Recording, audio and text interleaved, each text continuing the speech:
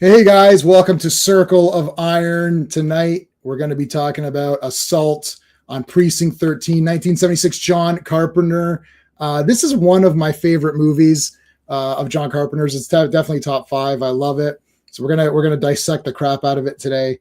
No ads. We're just gonna kind of get into it. I just want to give everybody updates on what's coming up. Tomorrow, of course, Sean and I, we're back for Earth's Mightiest Mondays. We got Thanos versus the real Captain Marvel, not the fake one. That's going to be pretty damn awesome. And we can see Thanos there saying, "You die." He's got a different color scheme, but that's okay. We'll forgive him. This is like the early appearances. A lot of great action with the Avengers, like charging and assembling and all that good stuff. So that's going to be tomorrow at 7 p.m. Eastern, Earth's Mightiest Monday. Tuesday night, Terror Vision, one of my favorite movies, man. Dead Heat, Joe Piscopo, Treat Williams, and I guess a special appearance by Vincent Price and a few other actors. We're going to talk about this on Pete's channel, which is Wrestling with Horror. So make sure you're subscribed to Wrestling with Horror. That is the link to Wrestling with Horror is in the description of all of my videos, and I'll be co-hosting with him on that on Tuesday. So looking forward to Dead Heat. Wednesday in the War Room, this is the Action Elites channel. Make sure you're subscribed to the Action Elite. The link to the Action Elite is in the description of all my videos, so make sure you're subscribed to them. I will be a guest on their channel talking about True Lies. That's right. And I pointed this out last time, but I'm very happy with myself because I created this thumbnail. And I didn't add the grenade. The grenade was already there, and I just somehow placed it in such a great way that it's exploding behind the word war. And that was already there. I had put the explosion behind that previously. That's what we've been using for the thumbnail for the past few of these streams, and I just matched it perfectly. So I'm very happy with myself. So there you go. Friday, of course. Fantastic Fridays. Yes, every Friday, 4 issues of the Fantastic Four. I already read the top 2 with freaking Dragon Man. Hell yeah. You've got this biker guy coming in and all this weird stuff. So it's going to be a lot of fun talking about this on Friday. So that'll be cool. And that's it. Let's give a shout out to the Super Friends. These are the channel members, so we thank them at the beginning of every stream. So a big thank you to Dan, Sean, Steven, Brennan, Mark D, RR, Philip Story, Digger Jim, Quagnar, Just Joe, GT, and FK. We always thank Clobbering Times. I think Clobby would have liked this movie. I think he would have definitely liked this movie. I feel like this is like a Clobby movie. I'm not sure. I'm not 100% sure, but it definitely feels like one to me. So there you go. So thank you to all of the channel members. Appreciate you guys. Let's bring everybody in. We've got a pretty good lineup today of folks here. I don't have intros for everybody, so we're just gonna do the regulars first, and then we'll get the special guests on. Hey, Sean. Vincent Price said no to nothing. So any offers, I'm in. I'm in. Listen, I'm Vincent Price, and I'm in that movie. Just film a bunch of random stuff for Hilarious House of Frankenstein. I'm in. Oh man, he's great in that. Awesome, yeah. All right, so there's a lot of people, so I got to scroll to see everybody. So I almost couldn't find you. I was like, oh shit, where's Sean? It's like I've got about 2 seconds before his intro ends to find him. Okay, so now let me find the person for. Okay, we'll get Steven in here first because I still have his intro. So, hey, Steve. Hey, J-Man.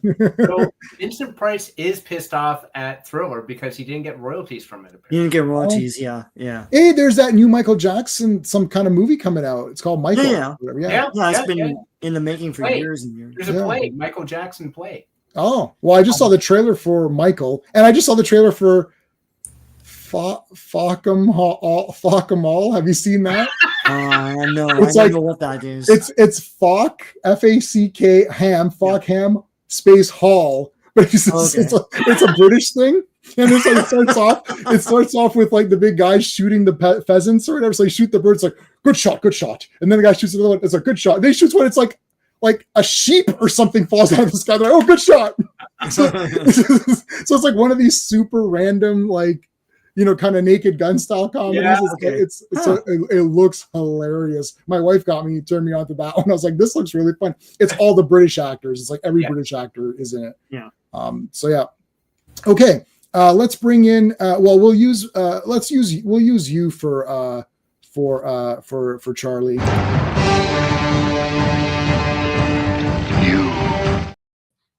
Yeah, Hey. I'll take Conan anytime. Yeah, I had to make room. You can only have 100. You can only have 100 things, Yeah. and I exhaust that like easily. So I had to take out, and I was like, I'll just take out Charlie's intro because he doesn't care anyways. So everyone's intro got axed.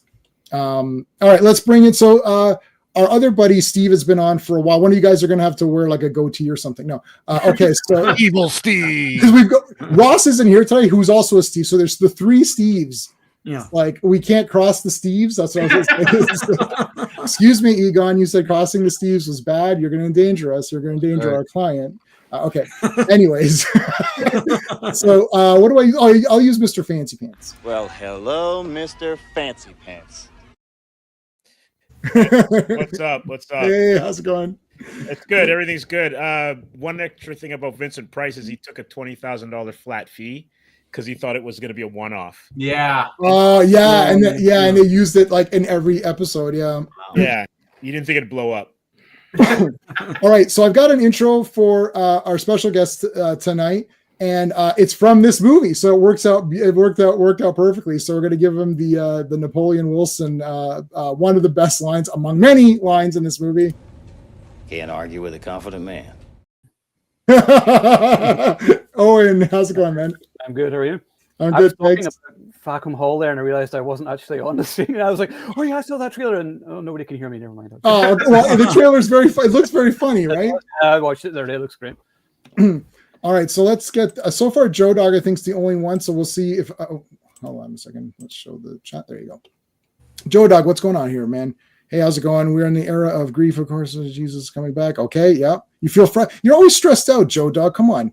You watched Frankenstein Netflix, really enjoyed it. Yeah, I think Steve really enjoyed it as well. Awesome. Yep, I'll watch that for sure. Mm-hmm. Did anyone else watch the Frankenstein? I haven't had time. Yeah. Everyone's watching the movies for this, right? So, all righty. Okay, so hold on a second. Let me get this queued up here. Boom. I have the soundtrack to this, which there wasn't enough songs to make a CD, so the soundtrack to this comes with it's called Halloween and Other John Carpenter tracks. So it gives you, it's basically like a compilation CD of his main themes, and then the entire Assault on Precinct 13 soundtrack, which there really is only like 4 tracks or something like that. Like I wouldn't say that there's a lot of music to this. This is his second film after this could be considered his first actual kind of film. The first one, you've got Dark Star, which is really like student film-ish. Yeah. I mean, budget is low as hell. This is low budget as well. It's called Assault on Precinct 13 from 1976. It's in the movie, within the film itself. It's Division 13. It's Precinct 9, Division 13. It's like, so it's wrong. So that's wrong. But then if you actually see, nobody knew that, like, like decades later, they're going to watch this on like a Blu-ray and pause everything.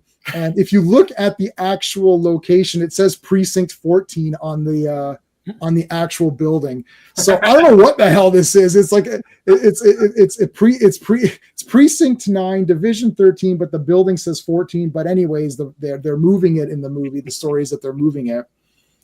So I don't know. It's Assault on Precinct. I guess they thought 13 sounded like cool, right? Yeah. Like, it's like, 13. Oh, so that's like way better or whatever. All right. So, let's do. We got 6 of us tonight. Can we do like whose first time was watching this now? So we got Steve. That's it, right? So I'll say Steve and Steven. So Steve, this was your first time watching it based on me saying, hey, we're going to do this for Circle of Iron, right? Okay. Yeah. All right. So maybe let's leave Steve till the end then. Let's leave him till the end. Sean, when did you first see this? What's your relationship to the movie without going into like lots of detail, just like a quick breakdown? I saw this as a teenager on some unscrambled cable channel thing. So I movie picks or something like that. Right. And I've always seen this as a horror movie. I don't really quite know where it fits in anything. I know it's supposed to be a thriller, but they make a blood oath, and then a lot can be made of that. So yeah, I think this is a cool ass, badass macho thing. It's pretty awesome, and it's from a time when this was commonplace, and now it's sort of refreshing to watch. So yeah, I always love movies when people like team up and stuff. I love that kind of Yes. thing. Yeah. I was just saying that yesterday. Yes. Yeah. Okay. Thanks, Steven. Did I show this to you, or did you see this before? No, you showed it to me. Yeah. I never heard of it till I met you. Right. Obviously, my knowledge of Carpenter was more of the mainstream. My parents introduced me to Carpenter films, but it was all the horror stuff, right? It was The Thing and Halloween and all that. and all that. It wasn't Assault on Precinct 13. So I didn't know he made anything other than horror until you showed this to me. And watching it is a terrific film. It is, I think it's Rio Bravo. It meets Night of the Living Dead. It's Night of the Living Dead. It really is Night of the Living Dead. I watched Rio Bravo after, and I own it after I saw this, and I thought, well, a little boring, right? Rio Bravo was definitely slow. First hour's pretty slow, right? But yeah, anyway. Yeah, but like this is Night of the Living Dead. You have the African American protagonist. You got the person who sort of stumbles into the area with the other characters and doesn't say anything. It is a siege. You can look at Night of the Living Dead as a siege for sure movie as well. It is a genius film though. Like again, wonderfully scored by John Carpenter. Terrific tension, memorable characters. I loved on this viewing. I loved Lee. She's awesome. She is so awesome. She takes the gunshot off the arm and doesn't even flinch. Yeah. She's so focused on it. I forgot Nancy Loomis and Charles Cyphers were on two Halloween veterans. Yeah. And Nancy Loomis is basically the skeptic in the crowd. Every line she has, pretty much at the end, is like, "Why aren't we doing this? Why aren't we doing that? Why aren't we doing this?" You know, it's that schmuck in role double Z who's probably thinking that, and the critic in the theater. And she ends up getting killed because of her skepticism. She doesn't partake in it, and she ends up being the first one killed of the core five. Tony Burton's in it. Love Tony Burton. Of course, he was Duke and Rocky. So it was cool to see him in this. But obviously, just a terrific film. I did forget, A, how short this film was. It's only 91 minutes. And B, the siege is really the second half of the movie. There's a lot of setup to get to it.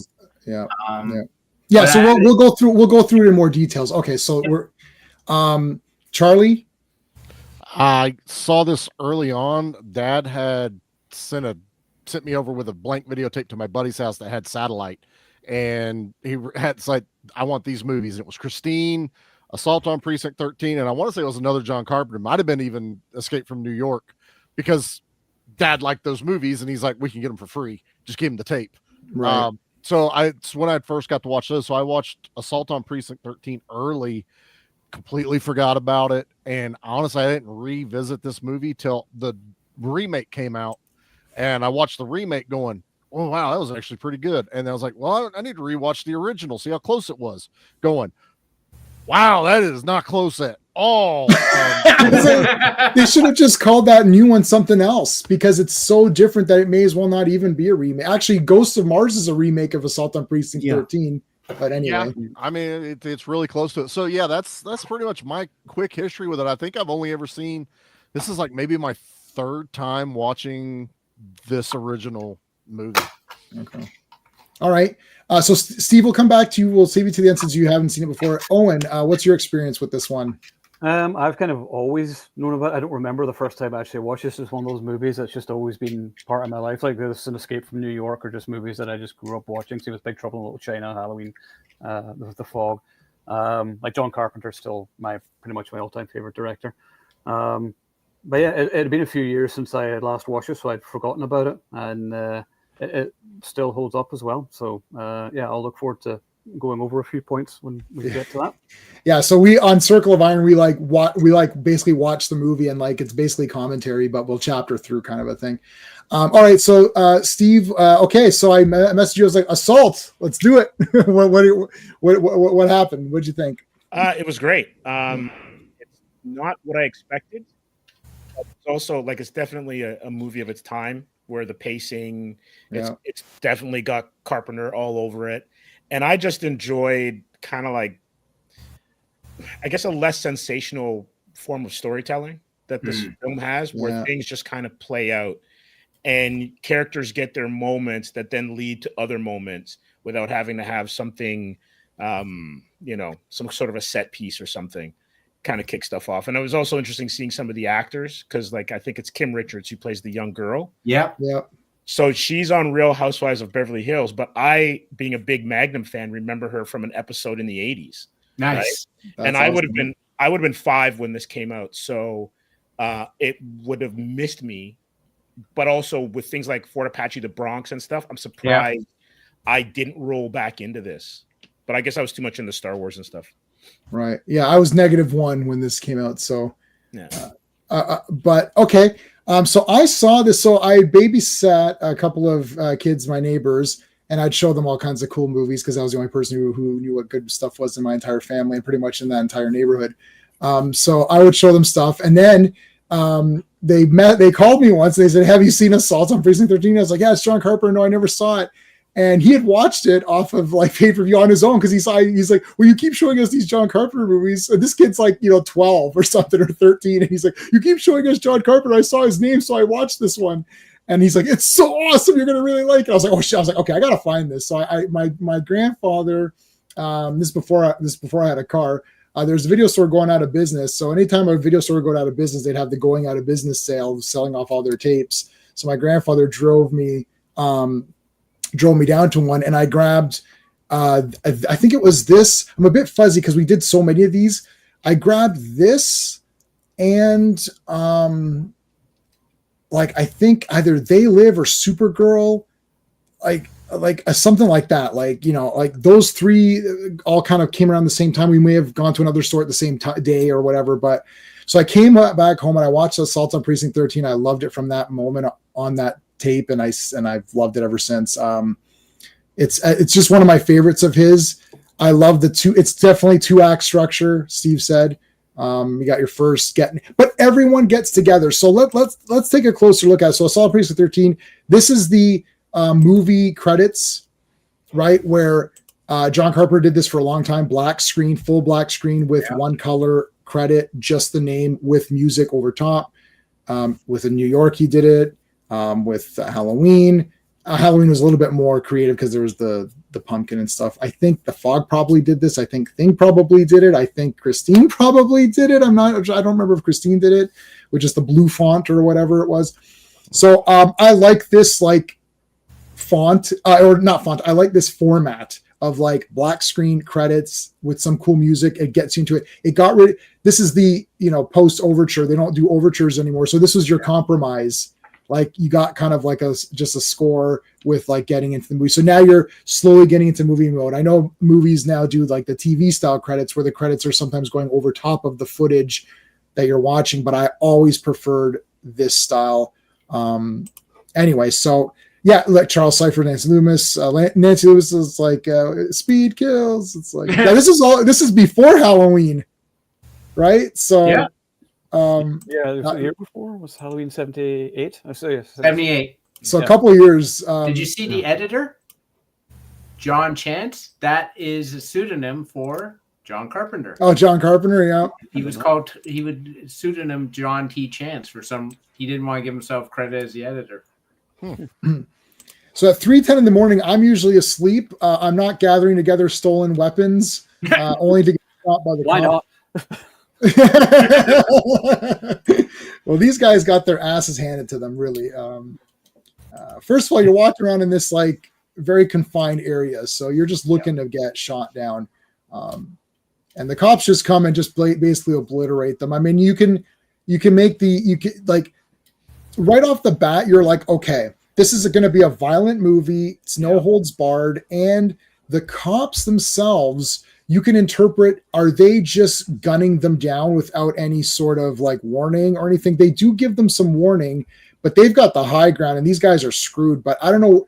I think the point is that the gang is so crazy that they won't give up. Like clearly this gang was dead, but they didn't want to give up to the cops because that's your setting of this movie. The gang doesn't care. The Cholo, we mentioned that earlier. Yeah. They have zero ambition other than to just cause chaos and destruction. They basically are zombies. Yeah. Right. You know, they're smarter than zombies, I guess, but not really. They're probably not as smart as zombies. We'll unpack that as we go through. But any thoughts on this opening sequence? I don't think it put the cops in a very good light right off the bat. It actually made me, when I rewatched it again, I rewatched it like literally before the stream. Mm-hmm. I was watching this, I'm like, it doesn't put the cops in a good light because what are the criminals really doing? They're walking through an alleyway. The cops have the high ground, to your point. This is a killing box.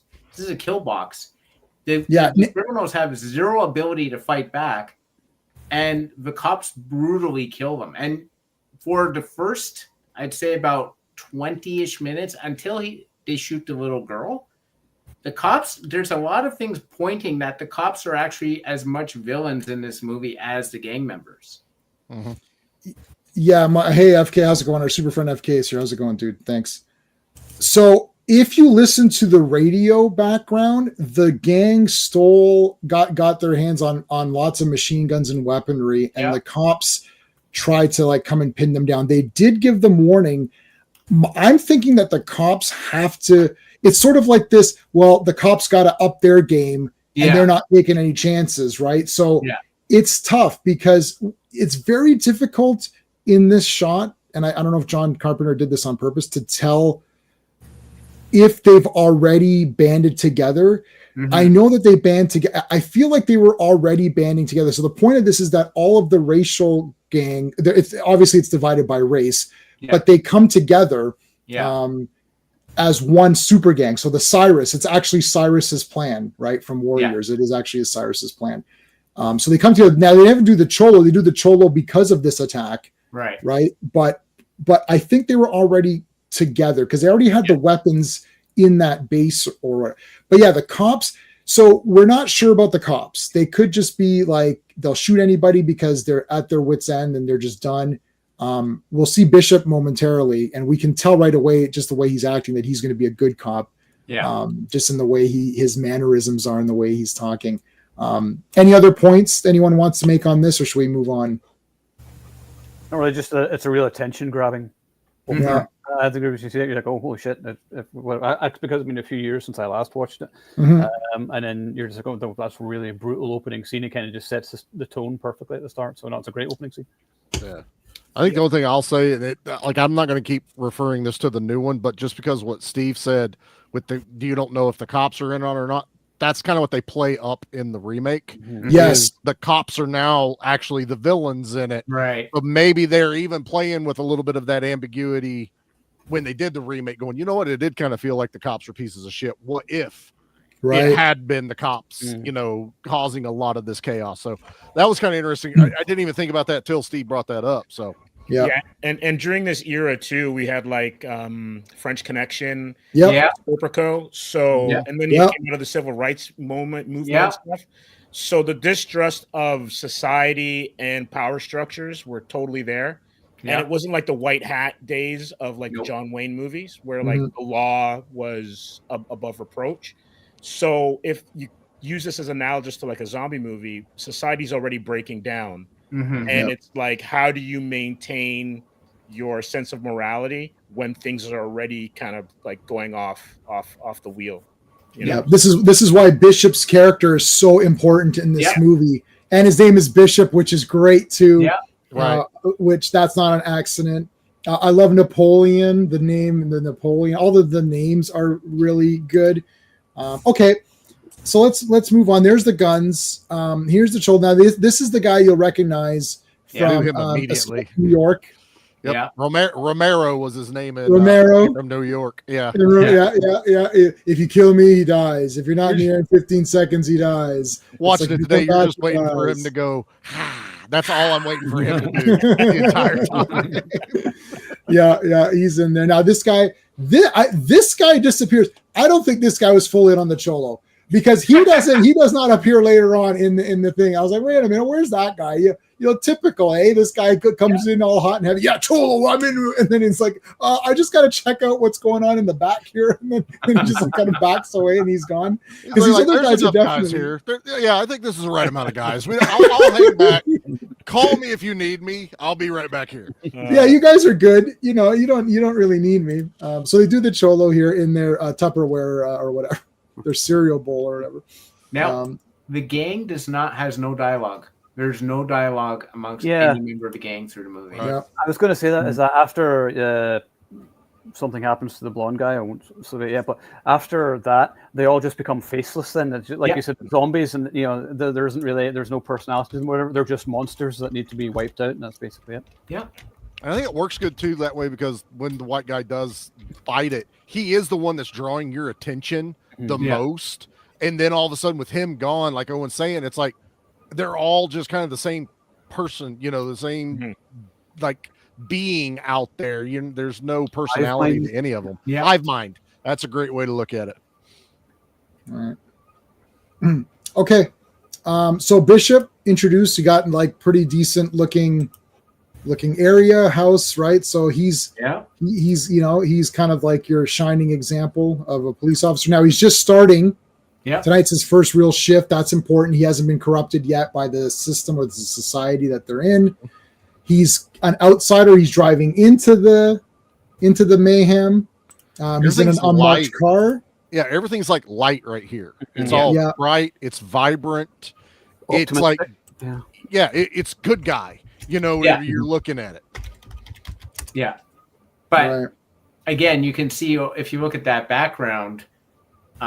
You can see like the staining on there. You can see that it is starting to get corrupted. And there's a big theme throughout this film. It goes on with what Steve was saying for sure.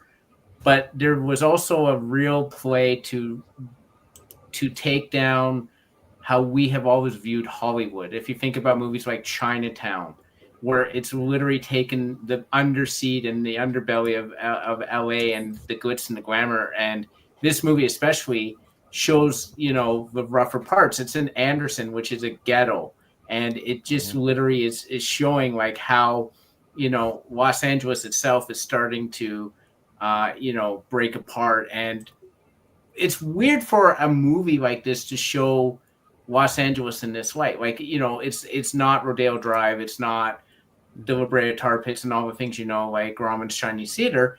It's the grimy underbelly. And you start to see that more and more in the 70s with their films.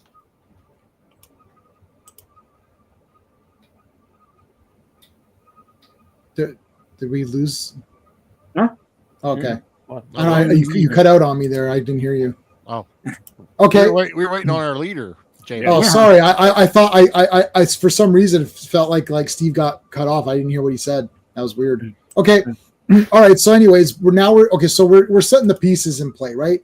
So there's the cop attack. Yeah. The guys are pissed off. They do the Cholo, the blood oath. Now we see our main guy, Bishop. Now we're going to meet our secondary guys. This is the warden transfer. There's ciphers right there. The warden's a dick. So again, we definitely have evidence that the warden is a dick. He's beating up the prisoners and stuff like that, obviously. Got a great zoom in here of Napoleon Wilson. Now he's in the fog, I believe, right? Yeah. Darwin Johnston or whatever. Yeah. Justin. I think he was in the fog. I think so. And he's awesome here. It's like, I don't sit in chairs as good as I used to. That is a great line. Gotta smoke. Keeps asking everybody for a smoke. Yeah. That's definitely a John Carpenter thing. Like, like Snake's always looking for smokes. Like all these guys are looking for smokes. So that's obviously very cool. So we don't really know what he did. The theme of this movie is that everyone has different kinds of information. Their pasts don't exist. I like movies where only the present matters. Like the past of each character doesn't really affect. It doesn't matter. It's like, oh, he maybe Napoleon Wilson, he killed those men. Literally, the only thing we get in the bus ride is, why did you kill those men? And that's the only thing we know. We don't know how he killed them, why. He doesn't give an answer. He doesn't even say why his nickname is Napoleon. That's never answered. What does Bishop carve in the desk as a child? Even just casual dialogue, that's never answered. You should never run from two things. That's never answered, right?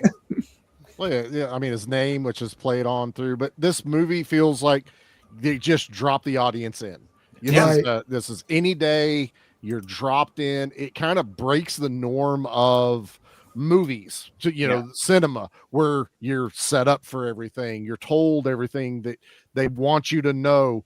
This one, the audience is just sitting there going, wait, is there something I'm supposed, like, is this a sequel? Like, is there Assault on Precinct 12 I should have watched? I don't like, there's a bit of uneasiness when you're watching this going, what's happening? But then you're pulled in so quickly in just the comings and goings of this movie. It's a John Carpenter thing. It's brilliant the way he can just kind of subvert what you think is normal for Hollywood, and then just go and still make it a masterpiece, and then have all the audience go, the fuck was that? And it still kind of fail, and then later it becomes a cult classic. So that's the curse of John Carpenter right there.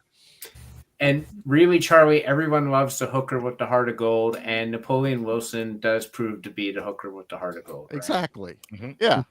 He could have murdered babies beforehand. Yeah. We didn't know, so we don't care at the end of this movie. We want him to go free. You know what I mean? Yeah. Yeah, if you don't see what that's the Hannibal versus Buffalo Bill. Hannibal's way worse of a villain, but we never see any of his crimes, and he's a cool character. Where we see Bill doing these horrendous things, so he seems like a worse villain, but Hannibal's way worse, right? Yeah. Like if we take what the character actually is and think about it, right? Anyways, I love the sick guy has no name. It's just like we got Wells. We do get Wells. Yeah. I love, he goes, look at you getting all this VIP treatment here to let me walk around free. almost free. So good. It's like, sure could use a smoke. All right. So here's where Napoleon gets a little bit of mini revenge. It's not like they can do anything to him. He's already going to, be chained up, go to death row or whatever. Mm-hmm. So he does trip the warden up. A man should always tell the truth. Even a little white lie can sometimes trip a man up. Trips the warden. That was fun. I don't know if I could freeze frame my. Oh yeah, it's just about to happen. Yeah, well, there you go. There's he doesn't stand up as good as he used to. Yeah. And again, you have the thing where the police are bad. Like that warden is taking advantage, and he's stupid too. He allows Napoleon to trip him up. So right. All right. So our next set. So what's the timestamp on here? About 13 minutes and 14 minutes in, we get our next set of characters. So this movie is weird because you keep getting introduced to new characters every few minutes, and you're like, I think what might lose people is wait. There's 3 prisoners. There's like 3 or 4 guards. There's ciphers. There's the cop that we saw. Okay. So and now we got these 2 people, plus there's the gang. And you're like, I think, Charlie, you're saying it's like conventional movie. You're like, okay, I've got to remember all of these people because these people are going to be characters, are going to be important. I don't think it's yet determined who the main character is yet. Like you might think, well, we're following Bishop. Okay. So we're following Bishop on his first day. I guess we're going to follow him and he's the main character. And then it's like, he's gone, and he's gone for a while because it's cutting back. You're like, oh, now it's like, oh, are these prisoners? Is this guy the main guy? Cause they zoomed in on him. Okay. Maybe he's the main guy.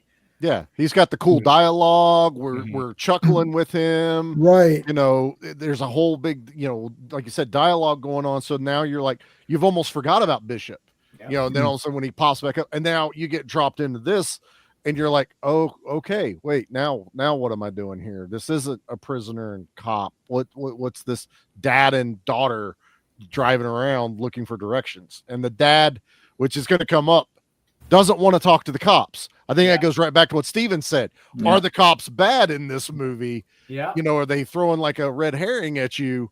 Because that's not a criminal as far as we know. I mean, there's no way to know, but he's like, I ain't talking to no fucking cop. I'm just going to keep going. Yeah. Right. Yeah. But you also don't know what the situation is yet, because other than the title and the poster, but but it's like, what's this assault? Like, this is where the incident starts. But even then, they're jump cutting. They're still jump cutting, so you're totally. So let's go. We'll start with Owen. When if you can remember this might be really difficult to remember. Steve can answer this easier. Owen, when you first saw this, do you remember like thinking, "Oh, there's this little kid," and when the inevitable scene pops up where she gets the ice cream from hell? Did you even think in your mind that would happen in this movie, or were you shocked? So even now, watching the movie, it's a shock because you rarely see. Can I just mention it? Or can I?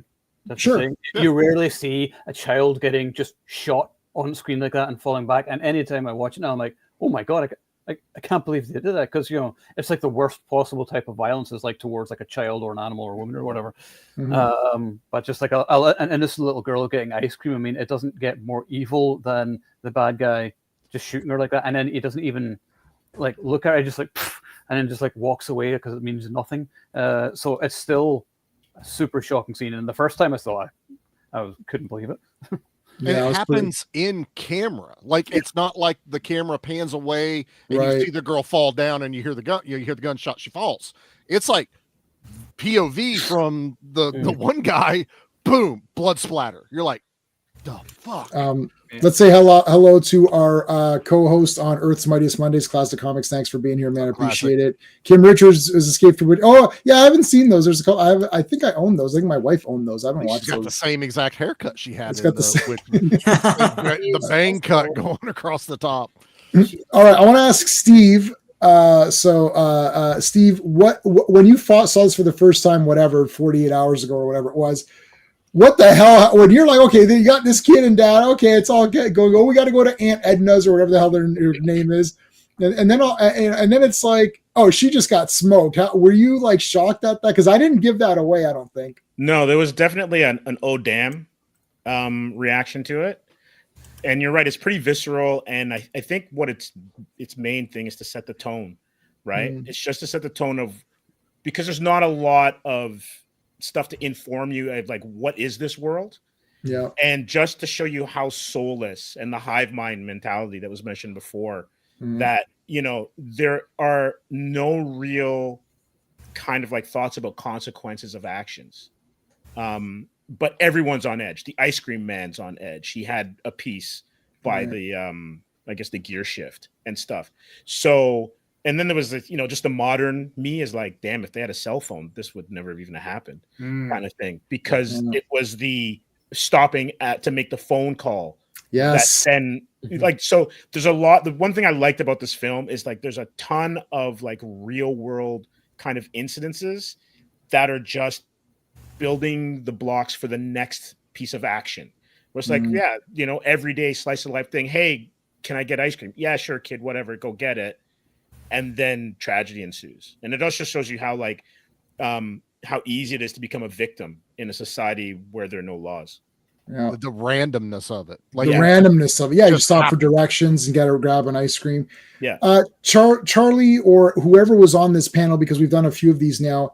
Who was the person who I think it was the TMN? Oh, you know who it was? It was RR during TMNT, where he said, "It's because this happens. Because this happens." Was that was RR, right? Yeah, that was RR talking about instead of R and then it was because. Yeah. Isn't this a masterpiece of because? Like, because the gang was shot in the beginning, so because they stole the guns, the cops shot them, and because the cops shot them, they did a cholo and going to attack the city. Because they did the cholo to do that, they randomly attacked that ice cream guy, and because she was getting ice cream, because he stopped for directions, she got ice cream, and because she got ice cream, she got shot. Because she got shot, he goes after the guy and shoots them, and because he shoots them, they go after him, and because he runs into the police. It's beautiful. There's not that and then, because that's just like fake movie plot stuff. Oh, and then this happens because the plot wants it to. Go ahead, Steve. I see you're And not there's in. also one thing that shocked me, and I know we're going to get to it, but was the dad's reaction after his daughter died. Yeah. There was no, I'm going to take the body with me. It was flipping straight to revenge. Yes. That I think was just as shocking, right? Where he basically was on a mission to get these guys. That's another thing where you just feel like everyone's in survival mode in this world. It's like, all control. Yeah. J-Man, just to break it down even further, it was she got ice cream because she got the wrong flavor. Yes. It had to go back. So it's like you're broke right. it even further down to what causes everything to happen. And it breaks down to the dad. You know, they shoot the ice cream guy 3 or 4 times, but he's still alive. To tell the dad there's a piece in the dash. The dad goes to grab it. Dad's just in adrenaline mode. But as a dad, I'm sitting there going, as I would be pissed. Yeah. I'd be furious. I'd want to kill him, but I can't leave my kid laying on the side of the fucking road. You know, I'd at least take that moment to put him in the car. Yeah. You know, and then do what I can. But there's now this feeling of, fuck, we're going to do it again. He doesn't trust the cops already. He doesn't trust the cops enough to call the cops. Yeah, good job. Yes, you're right. Other than he does go to the precinct, but that's also immediately safe haven. That's a survival tactic. Yeah, so, that's subconscious. He just ran for it, right? Yeah. And well, we'll get to all of the great Bishop lines once we get there, because Bishop is a true hero, but we'll get to all of that. So here's the gang to trying to decide what kind of violence, because and you see that guy's not there. Yeah. He's gone. I laugh at this. It's right before this. I laugh at this scene because everybody's like getting their little guns ready. You know, they're loading up the bullets. Everyone's got these smaller pistols. And then old boy in the back just has his hands below camera. Right. And then all of a sudden, boom, this fucking machine gun pops up in camera. Yeah. No one else responds to it, but as me, I'm going, oh shit. He's like, I have this. You know, just the bigger gun. That's how serious we are about it. You also have to give a shout out to the guy's awesome hair and beard in the backseat, though. Oh my god, yeah. Super beard. Yeah, good job. All right, there's Ethan Bishop. Now we're going to try to pause and see the name of this precinct. This is, it's just right out of shot there. Hold on. I'm not going to be able to get it on this shot. We'll see again. Let me see if I can get it. Oh, it's just out of shot, you bastards. Well, this is the John Carpenter establishing all of your chess pieces. Now things are happening. There's movement, but we're not there yet. We're not Act 2 yet, but okay. So now he's at the precinct. So you're like, okay, it's Assault the Precinct 13. Sean said this, it's the name of the movie. So that's really all the information that we have going in. The posters are all over the place. I couldn't find the quote unquote the poster. It feels like there's many different versions of posters. Yeah. And I know they do this for countries as well, but it feels like there's like extra, like there's just somewhere it looks like it's just a guy standing there. And that almost looks like it's like a Snake Plissken outline, which I use for the thumbnail. So I don't shadowed one. That's the one I always remembered at the video store, like red and black with the shadow. Yeah. I believe that is a, like after the fact poster. I feel like there's one that's like a drawn one that's all weird looking. I feel like that might be the one, but it doesn't matter. I saw the precinct 13. Okay, so they're at the precinct. Okay, here we go. So we know this guy's arrived.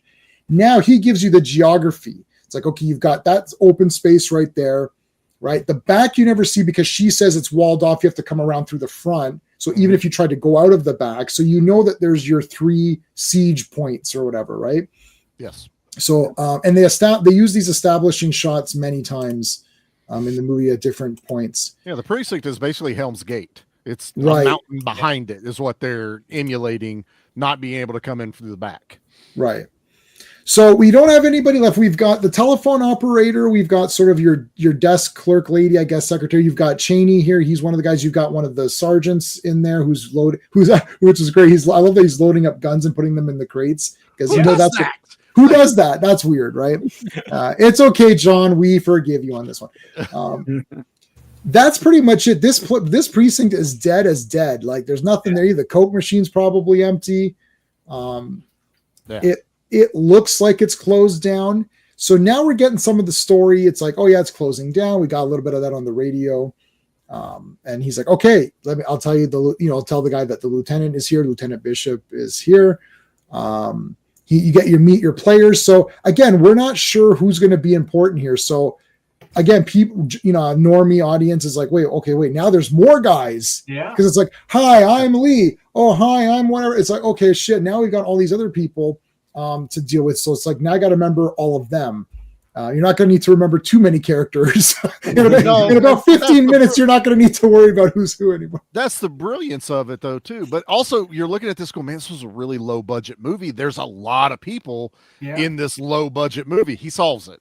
He solves it really quickly. Yeah. He solves it, yeah. So this is your indication that the cops are not the bad guys. They are simply abandoning the community and abandoning the neighborhood. Right. They're moving out. And that's why no one trusts them, because they broke, right? They decided to leave. They're leaving the community, and that's it. And they're leaving them to their own devices. They're too difficult for them to police. So they're like, we're moving it out. We're going to move to this other location, and that's it. And that's why no one trusts them, and you'll see that more later on when the cops do come for them, but we won't get into that. But like, this is really the reason. It's not the individuals, people, because you can see here Nancy Loomis, she's kind of like, yes, it's over on the other. Like, they're all just the administrators in that. It's really the higher ups who are causing them. And you can see the frustration even with the front desk clerk. It's like, yeah, you're here. We're just going through the motions. Yep. Yeah. We're moving. We're getting the hell out of here because we can't do this.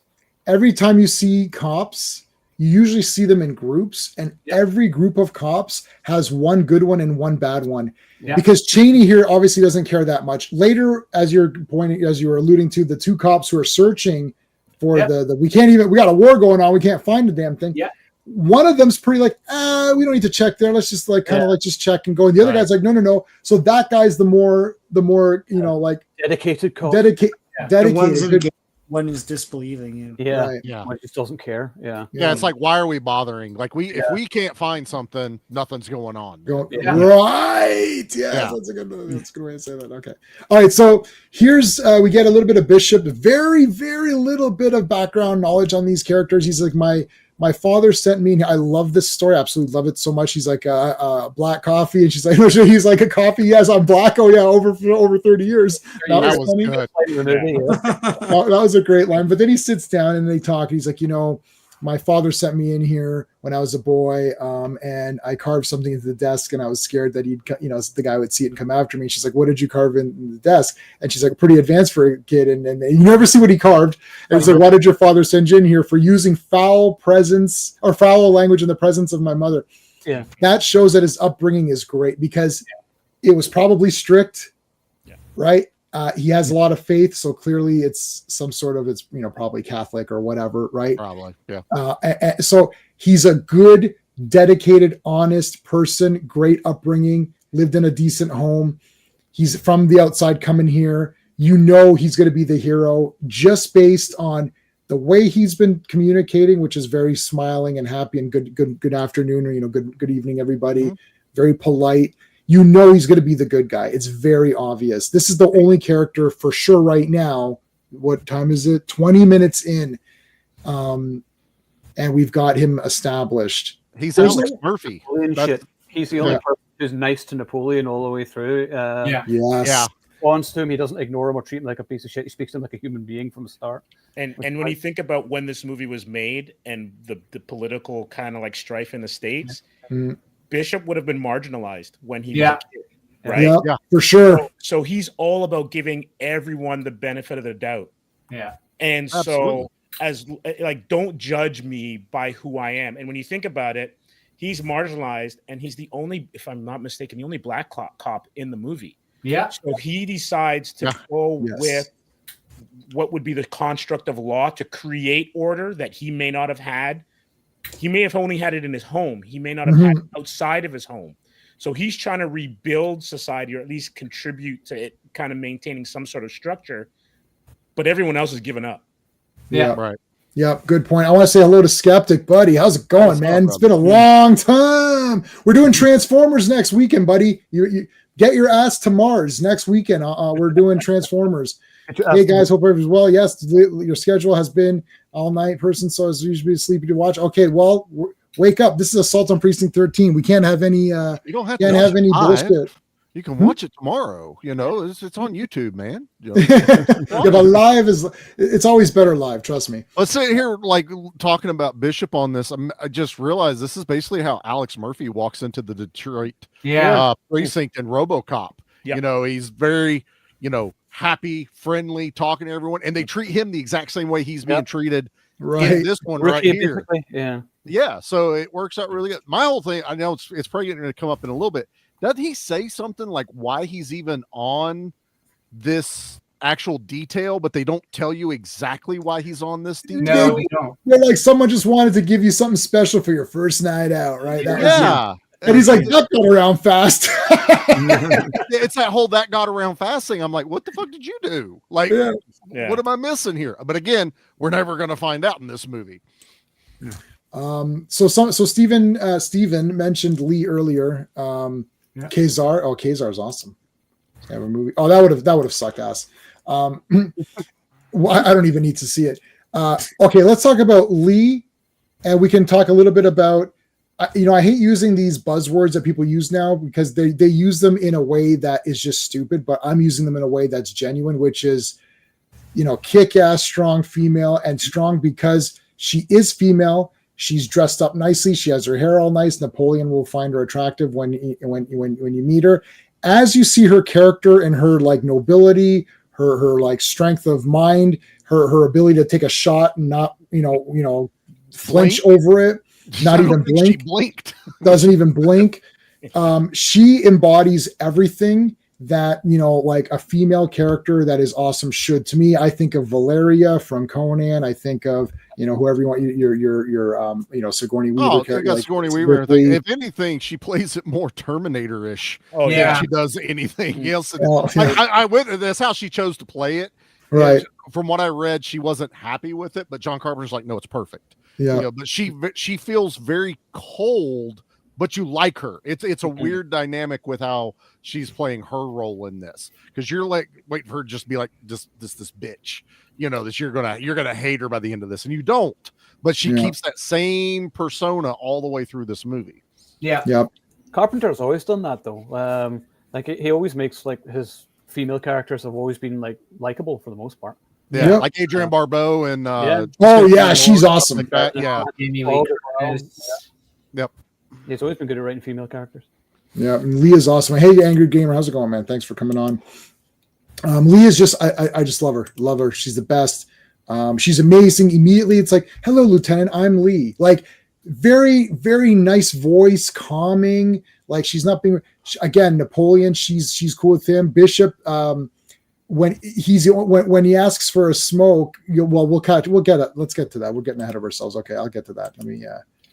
Okay, so he gets the coffee. Thanks for the coffee. Very polite. Goes to see. So here's your guy talking. Now this is the setting up of the neighborhood. We've had every 15 minutes we've had a crime committed. It's not even 8 o'clock yet, so clearly it's going to be a shitty time. He's going to go over to the new precinct on Ellendale. He's like, you can hold the fort down here. So here's where we're getting it's your first night out. Yeah. We don't, you got this shitty ass assignment. This town sucks. Right. Lee mentioned it in her dialogue with Bishop just a minute ago, where she's like, oh, this town is really bad. Obviously, someone was able to get you out of this town before it corrupted you, because she sees that Bishop has not been corrupted or he hasn't lost his soul, and he says, no one took me out of Anderson. I walked out, which to say, again, he's a self-made man. Yeah. Right. Just think about this. If we just take a pause for just 1 second, 22 minutes in, and we already have so much established. In the next 10 minutes, we're going to have almost everything established. But movies today are so long, 2 hours plus, 2.5 hours plus. 2 hours and about 15 minutes is average movie length now, right? So we hit 2.5 many times. And in 2.5, we're not even getting close to everything being established here, except in this movie, you got to pay attention. to dialogue. There's no random dialogue. There's no random scene that goes on too long. Once the scene's purpose has been established or the dialogue has been established, we cut to the next available thing. It's like learn about Bishop, learn about Lee, next shot. Okay, Bishop, come in the office. Boom. They could have continued talking, right? Because he's still drinking his coffee. Oh, what else is new? What about you, Lee? What have you been up? What do you do here? We don't even know their we don't even know what they do in the thing, because it doesn't matter what they do. It's not going to matter in the story. Everything in this movie is just for the story and enough to know the characters. We don't need to know every detail. No keys. Yeah, anyway, so 22 minutes in, right? A lot has already happened. It doesn't seem like a lot has happened. I think when I've showed this to people, I've always told them, I said, you're going to have to give it half an hour, and you're just going to, until once the girl gets shot, you're stuck in this movie. You're hooked. You're like, oh shit. Okay. What's going to happen? Up until then, I can see people being like, well, John Carpenter himself said, I would have cut it a little bit quicker, but I'm not bored at all in this movie. I think it's awesome. No, it does take multiple watches. I would say, like, a very first time, you're probably like, oh, what do I feel about that? But the more you watch it, obviously it gets better and better. Yeah. You know what, Charlie, I think I might agree with you on that one, because see, yeah, I know I've shown other people and they're kind of like, yeah, it was pretty good. It's like one of those, like it's a grower. Like we use that, it's like, it's a grower. You got to watch it a few times, but not me. I loved it instantaneously. And the 12 or 13-year-old kid, whatever old he was, who he didn't recommend it to me. He just, saw it because I knew about it. He loved it. So it's like, but I had also shown them so many of these kinds of movies that they were used to it. Like, right. The slow pacing was used to it. It's a slow pacing, but everything, you can't cut anything. Now look at this. This is scary. Sorry, Owen, go ahead. I wouldn't say it's slow. I think it's just tense from the start. Like, it seems like this, and like this is just a grown-ups movie. That's the thing. It's like, but just it seems like this. Like, this is a disturbing scene because he's just randomly pointing at people, and he's just going to randomly kill somebody just for the hell of it, and there's no reason. So, like, I am never bored of this because there's just this constant underlying tension. What are these people going to do? And it's building up the gang members, particularly the way they're driving back and forth. Yeah, it's intimidating just by driving past them. The ice cream guys were like, "Oh, wait a minute, something's going on here." So, no, I don't think it's slow. Yeah, it's not slow for me either. I mean, like, I don't know, but Sean and I knew a guy. I won't say the name. This is back in our Rogers days, where it came up to us like, man, I just watched Star Wars 77. Man, that was slow and boring. Nothing happened. And we and Sean were like, we actually did like one of those fake movie double takes where people like, you're like, where people go like, oh, whoa, and it's like a fake. You're like, oh, that's just like a fake movie. We did a real one. We're like, what? Huh?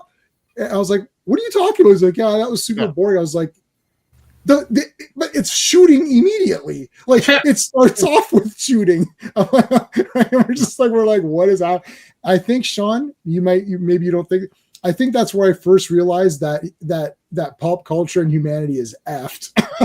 It's like, we were encountering a new generation. That was the first time that happened with me, and I was like, "Oh shit, what's going on? What is going on? Oh my god!" Anyways, this is crazy. What a cheap and effective way to create tension. All he did was put a little crosshairs, and now they just move the camera around. You're like, holy shit, are they going to shoot this woman? She's doing nothing. She's clearly just getting her groceries or whatever. Completely random. They don't care. They're not, I guess they're equal opportunity because man, woman, race, whatever, they're going to just kill anybody. They don't care. So this is crazy. Like, and then what saves that woman, I think, is the sound of the ice cream truck. Mm-hmm. And to do that, because ice cream truck is still an innocent thing, right? Like, kids come and get ice cream, they're happy. It's like, let's destroy something that has some purity to it, like, and that's their thinking. What pieces of crap? And don't you think it's ironic that the ice cream truck saves the old woman but causes the young girl to die? Yeah. Oh man, Steve, good call. Yes. Oh shit, that's a good one. Yeah. Damn. Well, also he's off, but he never turned music off. Yes. Threw everyone to it. So there's the zombie take of making noise, Yes. drawing them to them. Yeah. Yep. Perfect. Oh, I never thought. I've seen this movie 4 trillion times. I never thought of either of those 2 comments. Good job. This is why we do Circle of Iron. That was the epiphany on the movie Circle of Iron, where we sat there and we dissected the crap out of it, and then all of us were like, "Man, Circle of Iron, that was awesome." It's like, what the hell happened? That was a damn good movie. Now I knew it was a good movie. That's why I recommended it. But we picked pretty good ones for this segment to die. Yeah, that's 2 great points. Never thought of that. Okay, so here we go. We're approaching the time. This is it now. Oh, no. Sorry, there's a segue. So this guy is sick as hell. So again, zombie reference, plague, sick, spreading of the disease, whatever. Wells is great here. He's pretty. I don't think I would have sat next to this guy. I would ask him to move. You just look at his face like, Jesus fucking Christ. No mask back then. So. I don't know. No mask. It's funny how you think that though. The guy's coughing, and I was like, "Oh my god, I just jump off the bus." I'll be like, "No." Owen forgot he was chained, and he falls flat. What do I hear? How about this? I mean, what does that say about me? I don't know. What does it say? It says you can shit in my mouth. It's like, yeah, what is happening? Oh my god, I know. It's like, get this guy out of here. Yeah, 6 feet, eh? Like, get out of here. But we don't need to know. Like, they keep playing off like, oh, it was a cold. He'll be fine. Now we know it's worse. But all it is just a tool to get the bus to stop there. Stop. Yeah. That's all Exactly. that guy's job is in this movie.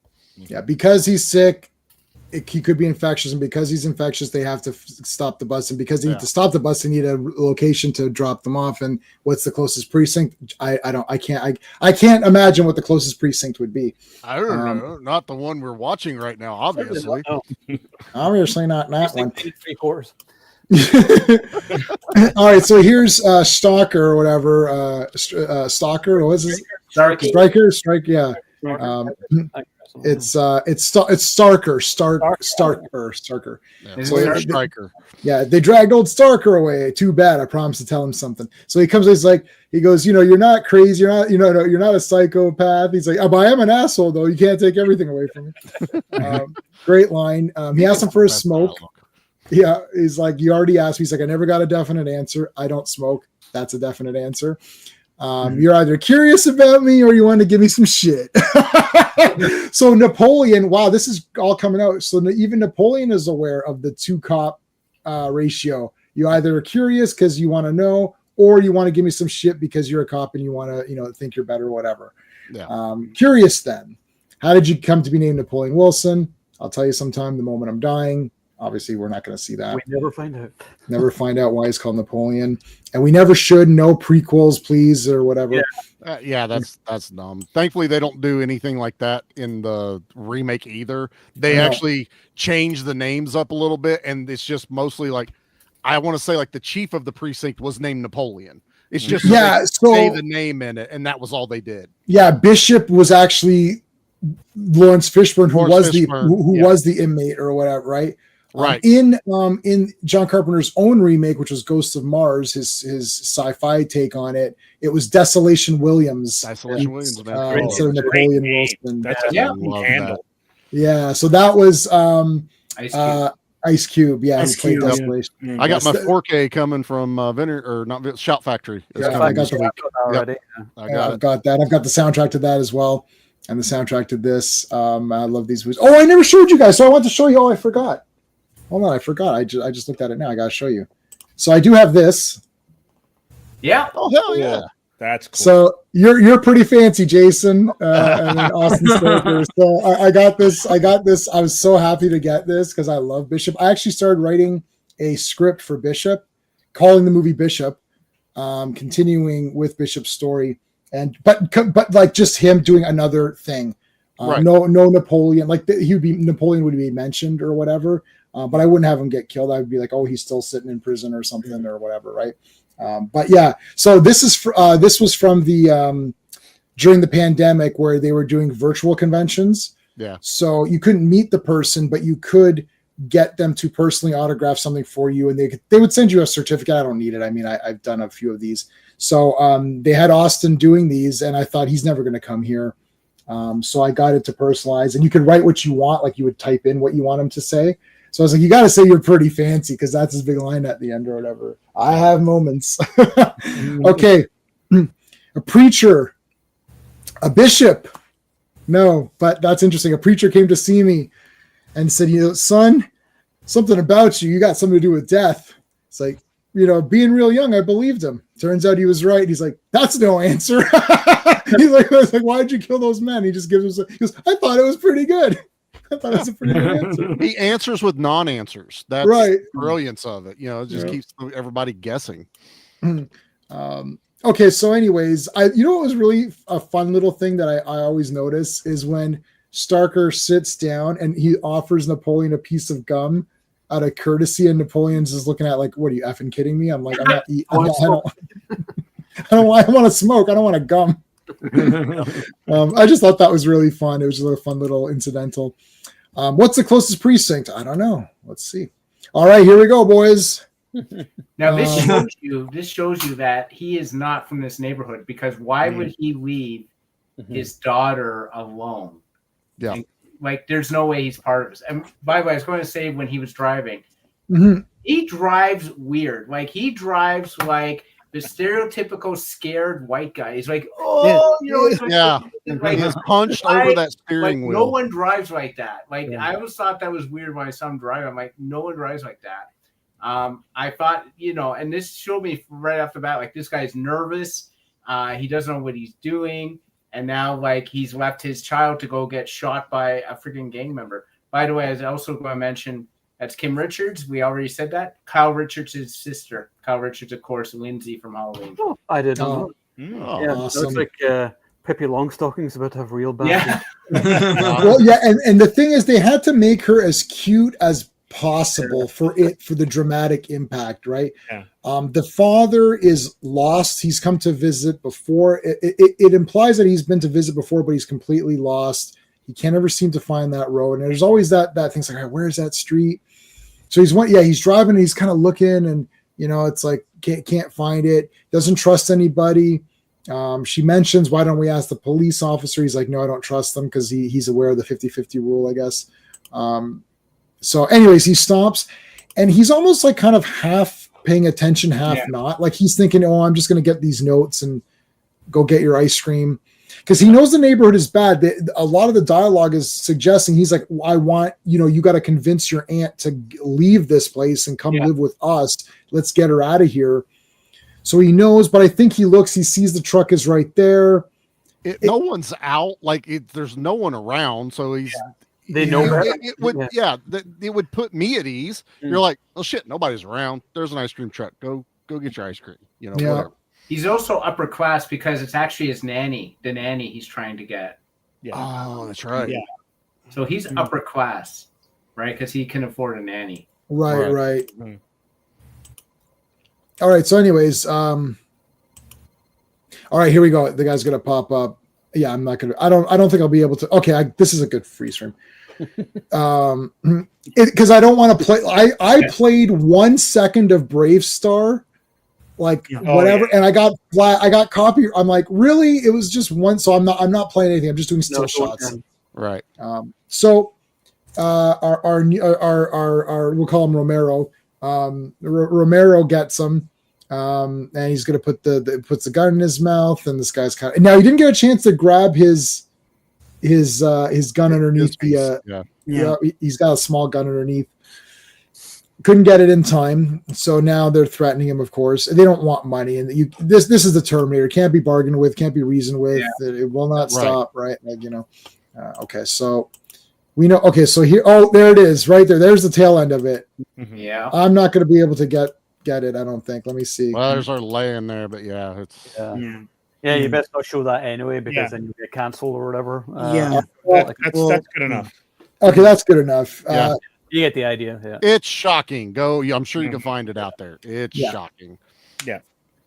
And I remember watching this thinking, holy hell, Did she just get smoked or what? There, what the hell? I'm like, she just got smoked pretty bad. Oh, and but she we're not just supposed dropped. to kill kids in movies or anything. How dare we kill kids? We were killing kids in the 70s. All right, which is totally fine.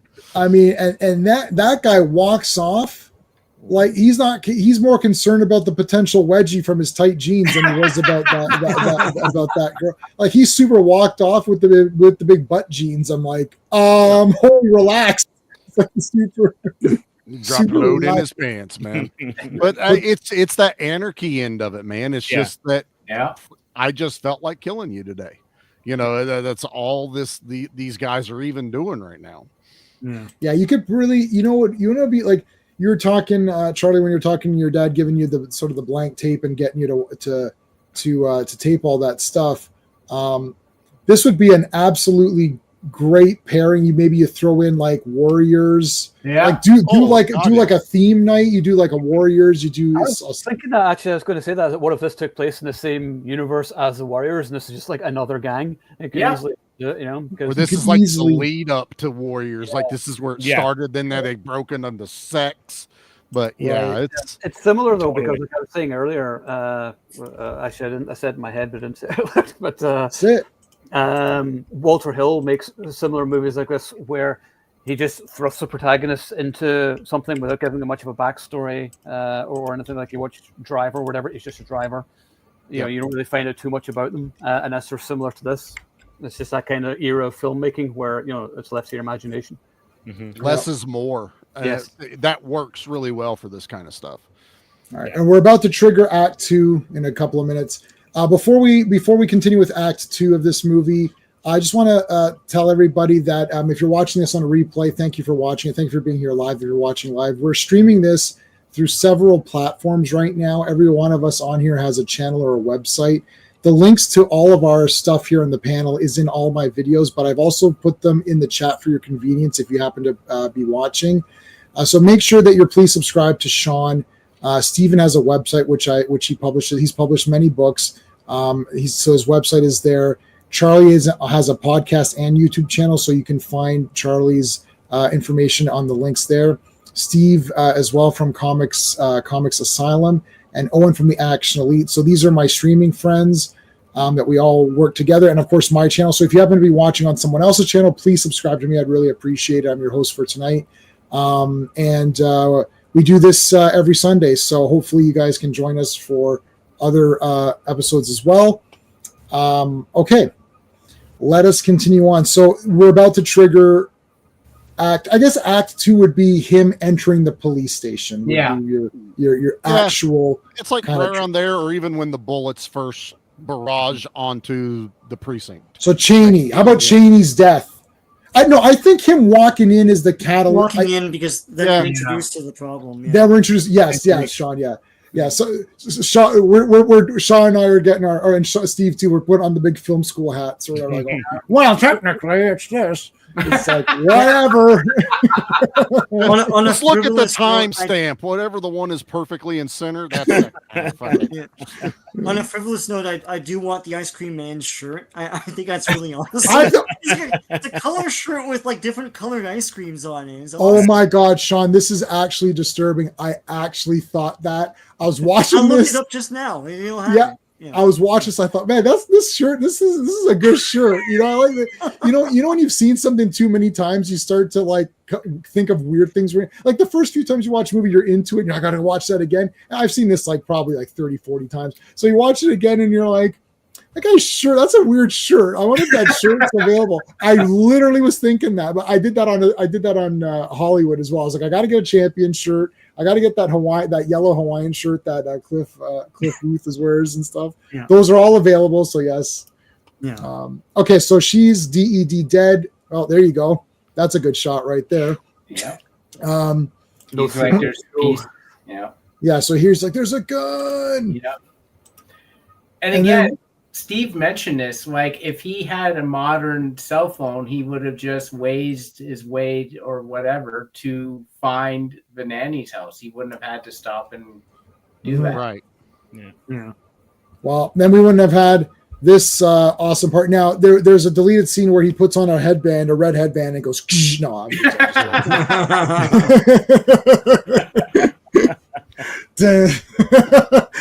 no, that didn't happen. I'm just joking.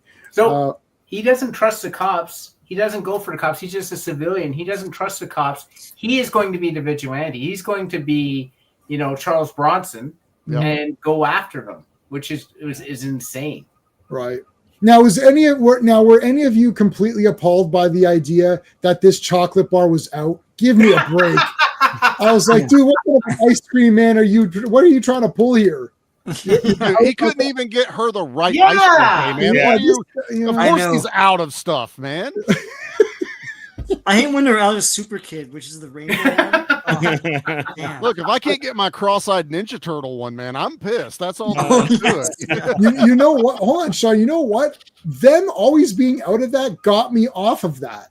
I know. Because then I was like, you know what? Always out. Yeah, you know what? They were always out. And I was like, you know what? I'm not even going to bother with this anymore. I'll just take whatever. It's like you're right. That's appalling. Look at a push-up. I don't know what this is. Look, living in rural Virginia like I do, this ice cream truck concept just blows me away because it'd be melted by the time you got to the next house. There's not that many people locally. We get what we called the Schwann's man who would bring frozen food to your house, but an ice cream man, that's just straight out. I don't understand this Hollywood concept of an ice cream man.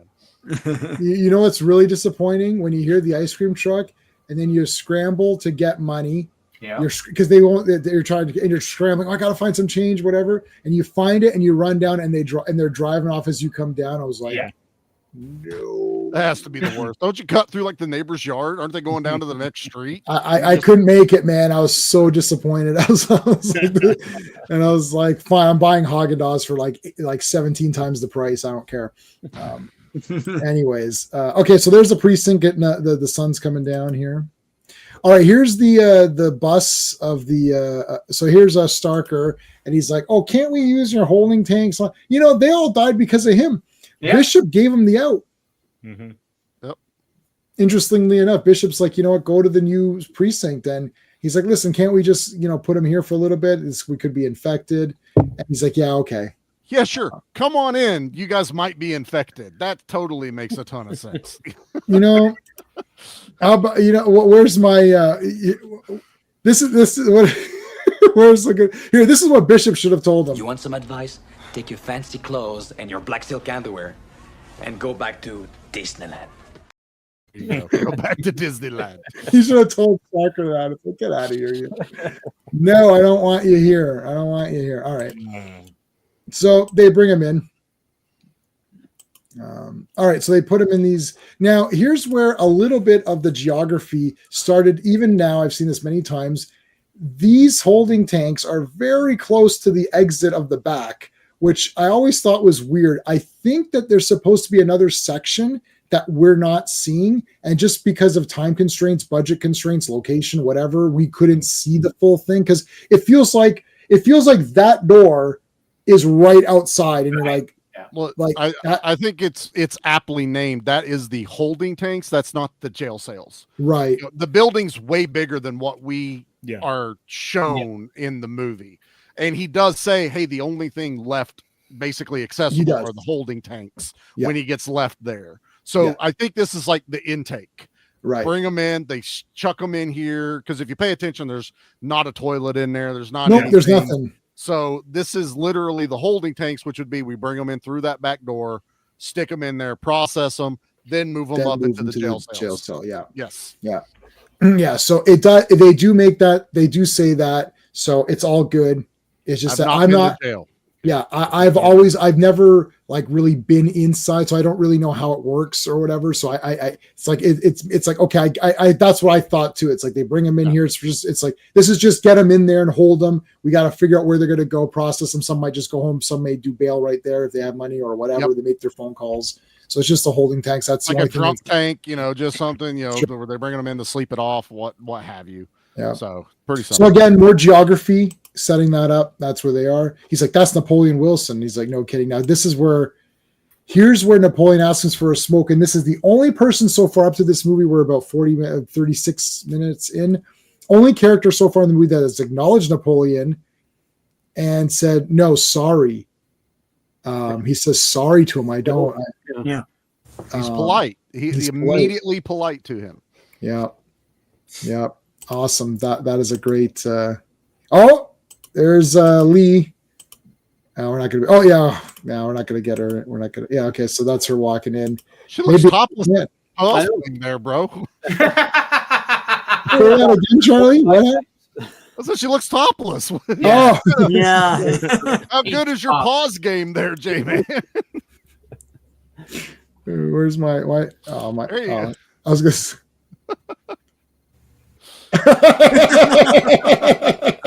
Okay. That's a new one. I was looking for some GG ones. Okay. Yeah. All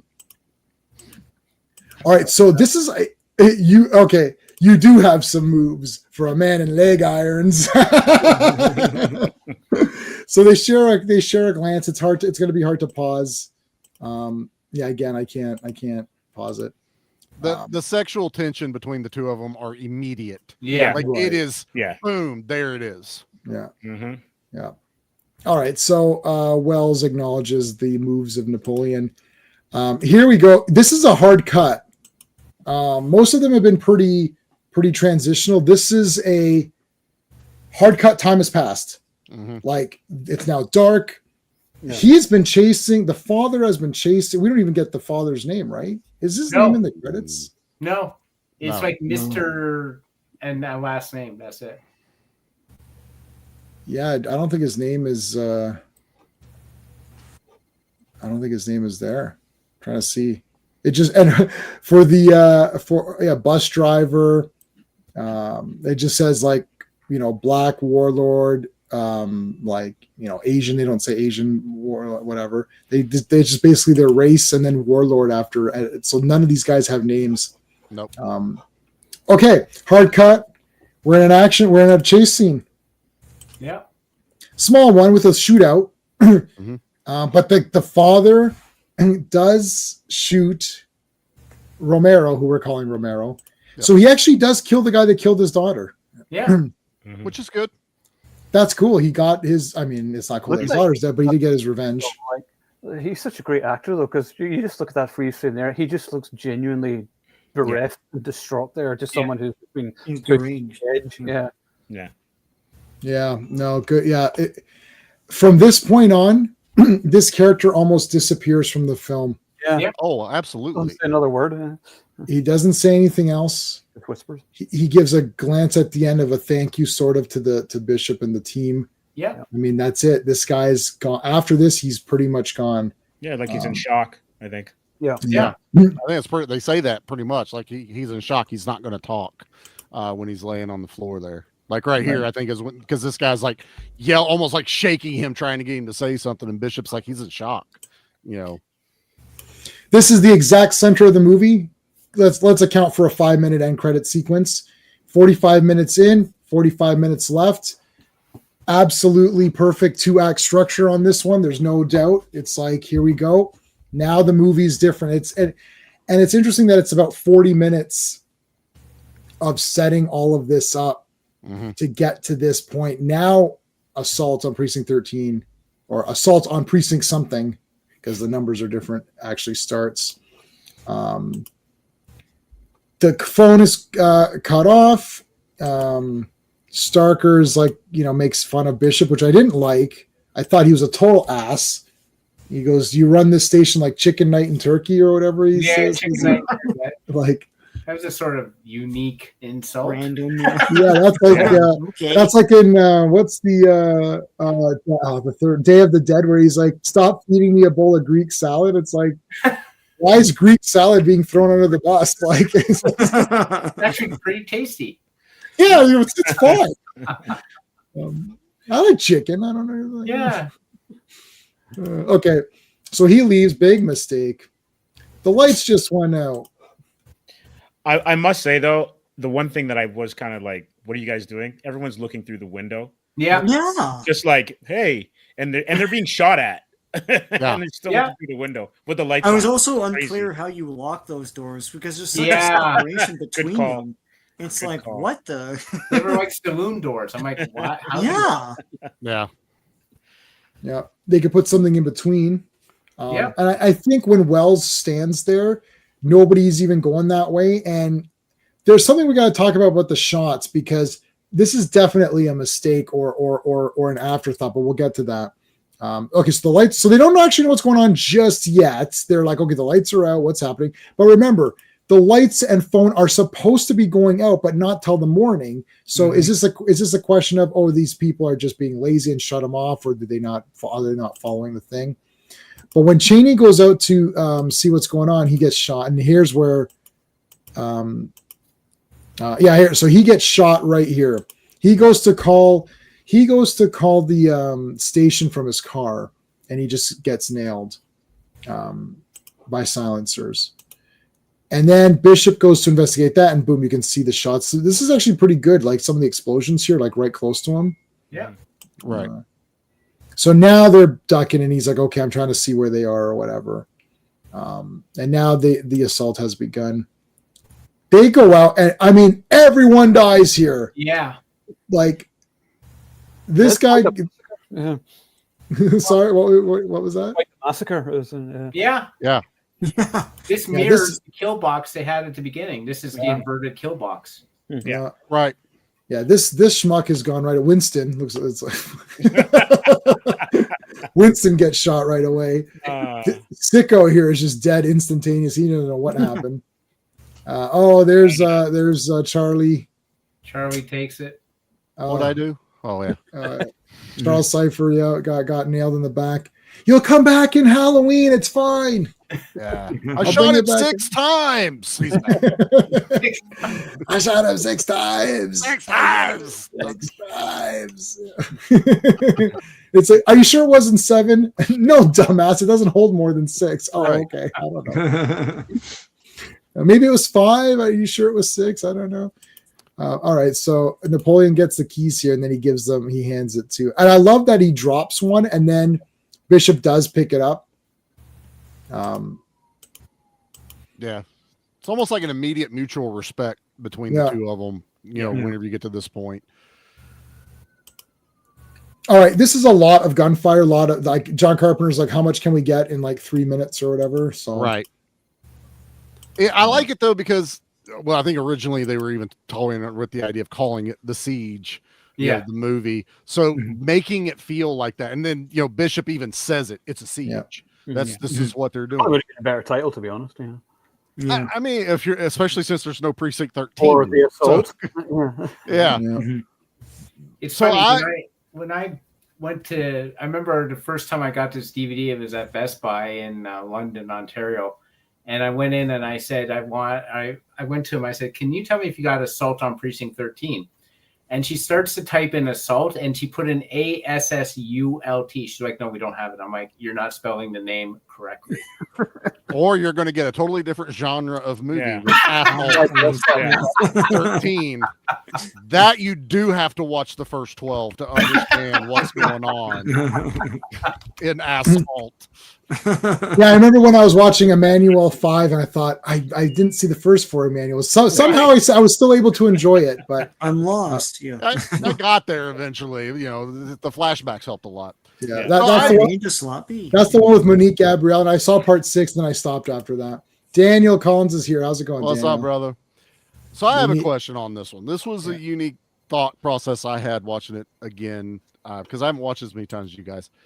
Is the dad the actual catalyst for what's happening tonight? Or is it more or less he is everyone inside the precinct scapegoat to blame for everything that's happening? Because I think that all of these gangs have assembled fairly quickly. They were already planning something big before they killed the daughter, and the dad has been chasing them for quite a while and end up at the precinct. Don't they mention that earlier on? And they say when all the weapons are stolen, whatever, and they said, yeah, we don't know what they're going to be planning, but it's something bad. And that may be what was clear. That's correct when they say that. But but when you're watching the movie, everyone's in there and they're like, well, I think it's when the girl goes, they want him. Yeah. Let's give him to them. And he's like, no, he came here for protection. Yeah. But he also got me thinking, like, I think you guys were the target the whole time. Yeah. It doesn't. So I think it's the second thing that you said, and then a little bit extra. I think what happened is that they said, we're going to go out and we're going to do something shocking because we're pissed off. Let's kill the ice cream man. The girl was an attack of opportunity. She happened to be there. Mm-hmm. Then when the guy attacked them, they're like, well, F it, we're going to get him. And when he ran into the station, they thought, oh, we can get him and all the cops, and that's why they do for the 6 that were shot, and they put the cholo. See, when she says, why don't we give him to them? And he's like, no, he came in here for help, or he's going to get all the help he can get, right? We can give him. But then Wells says, nobody said anything about the cholo. And then he's like, okay, what does it mean? He goes, they don't care. They were already, I think that they're like, it was just like, oh, it all fell into place. Yeah. They didn't do a new cholo because the guy killed the white guy. Right. They already had the blood with them. They already had the flag, the markings ready to go. They had the weapons. They had the plan. Because the other thing is the cops are giving it up. If nothing else, think about it. What would the gang want? That fucking building. Territory. They can fortify that territory. That building would be now their new gang headquarters. To centralize and really take a stronghold in the neighborhood. But it was just something, because like I said, it's only like maybe the third time I've seen it where I was just like, yeah, I kind of think the dad's, being treated more as a scapegoat, and it was never really his whole fault at all in this thing. It was convenience. Yeah, exactly. Yeah. Okay, I'm not crazy. Then no, I think so. Yeah, they followed him, and then they're like, "Oh, this is perfect. We can nail him. We can nail the cops. We can nail everybody. There's not that many people in there. We cut the phone lines because this is happening quickly. I mean, as soon as the dad runs in, the gang members are out there. There's more than just the 4 guys who are now 3. Right. So now you have the 20 or so. Again, no cell phones, nothing like that. Now they've taken out the telephone pole. Maybe there hadn't been calls for a while. That telephone pole was already taken out because they said something about it being possibly took out further down. It is the block. And that's why. So that guy did come out to repair it. She says a very quick line. She says, doesn't the phone company automatically know when there's a line down? And they do know when it's a line down. And they sent the telephone repair vehicle and they shot the guy. Yeah. And that was genius. It's a quick line by her. And then because Bishop cuts her off, he's like, oh, wait a minute. Because like, okay, we got to focus on what's going on. But she says that. Yep. Mm-hmm. So yeah, they took the main line down, and they knew. They took the main, because that guy wouldn't be there to take the precinct phone line down that they talked about, because it would come off of that pole. Yeah, he says that. Oh, that pole's still connected. They haven't disconnected that one yet. That must be further down. Yeah, and then no one can call. That's the other thing. So there are 2 houses. The geography is so important. This is more. The geography is more important in this even than Night of the Living Dead, because Night of the Living Dead, you just need to know they're in one house. It doesn't matter. Right. This one, because it's a siege in modern time of the movie. The movie is in modern time. Hey DJ, how's it going, dude? Thank you for coming on.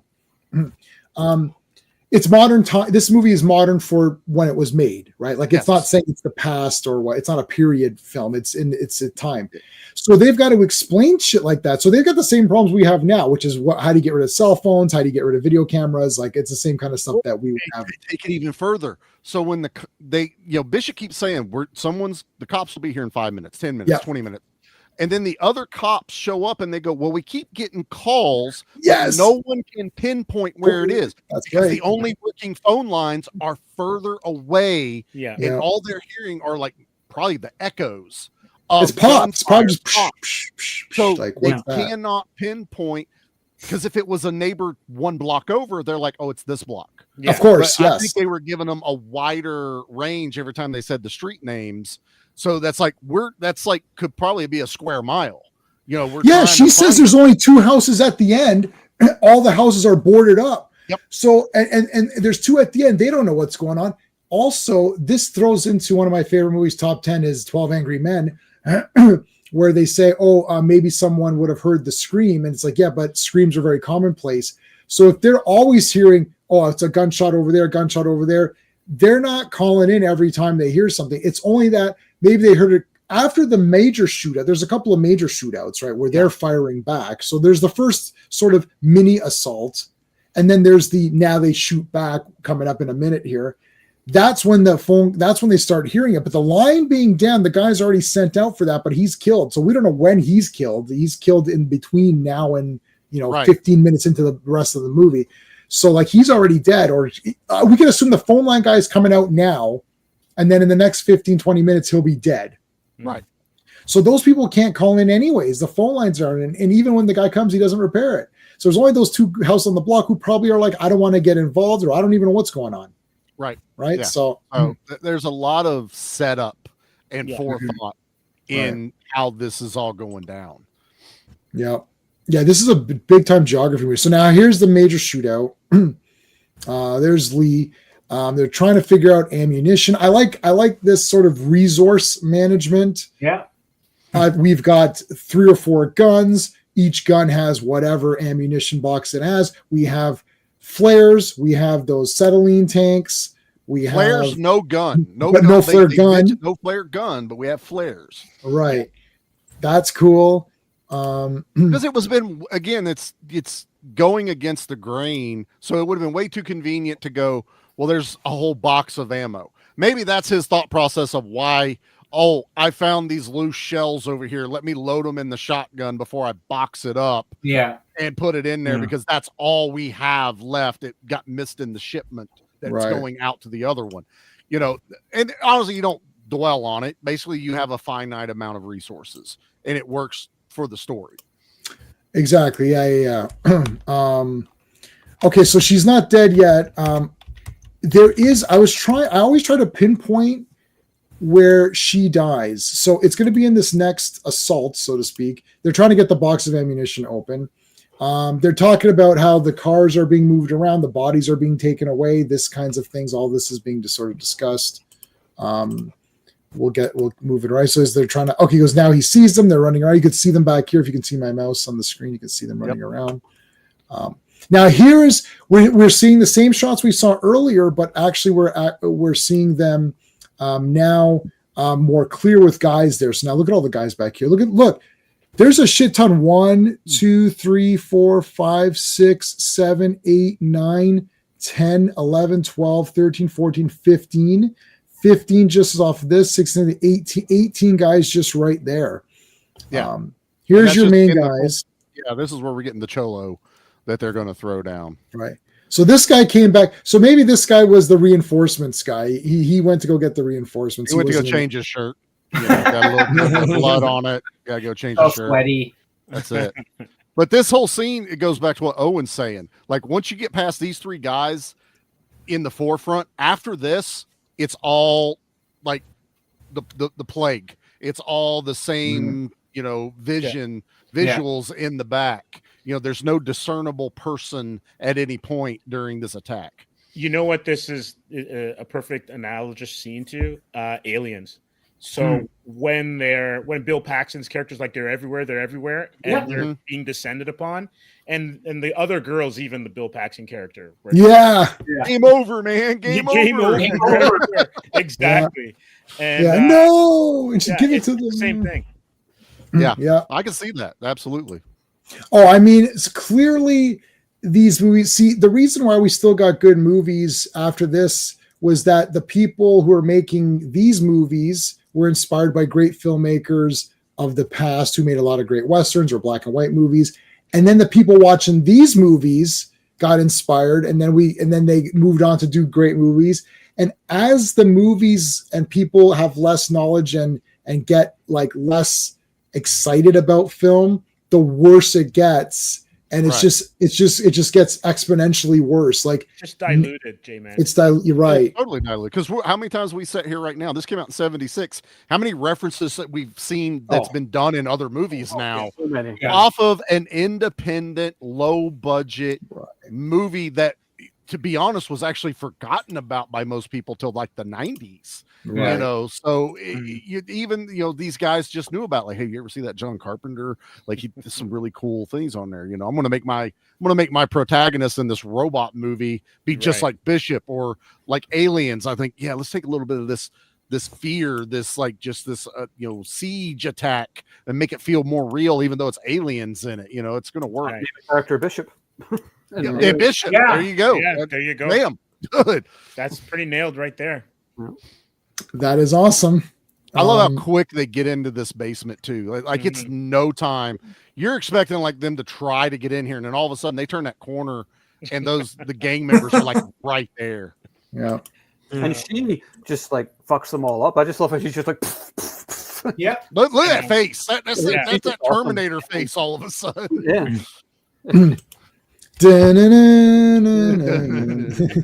Like I like how she measures each one before. Yeah. I'm so happy you said that, Sean. Because she's like F. You can see the concentration in the aim. I like that.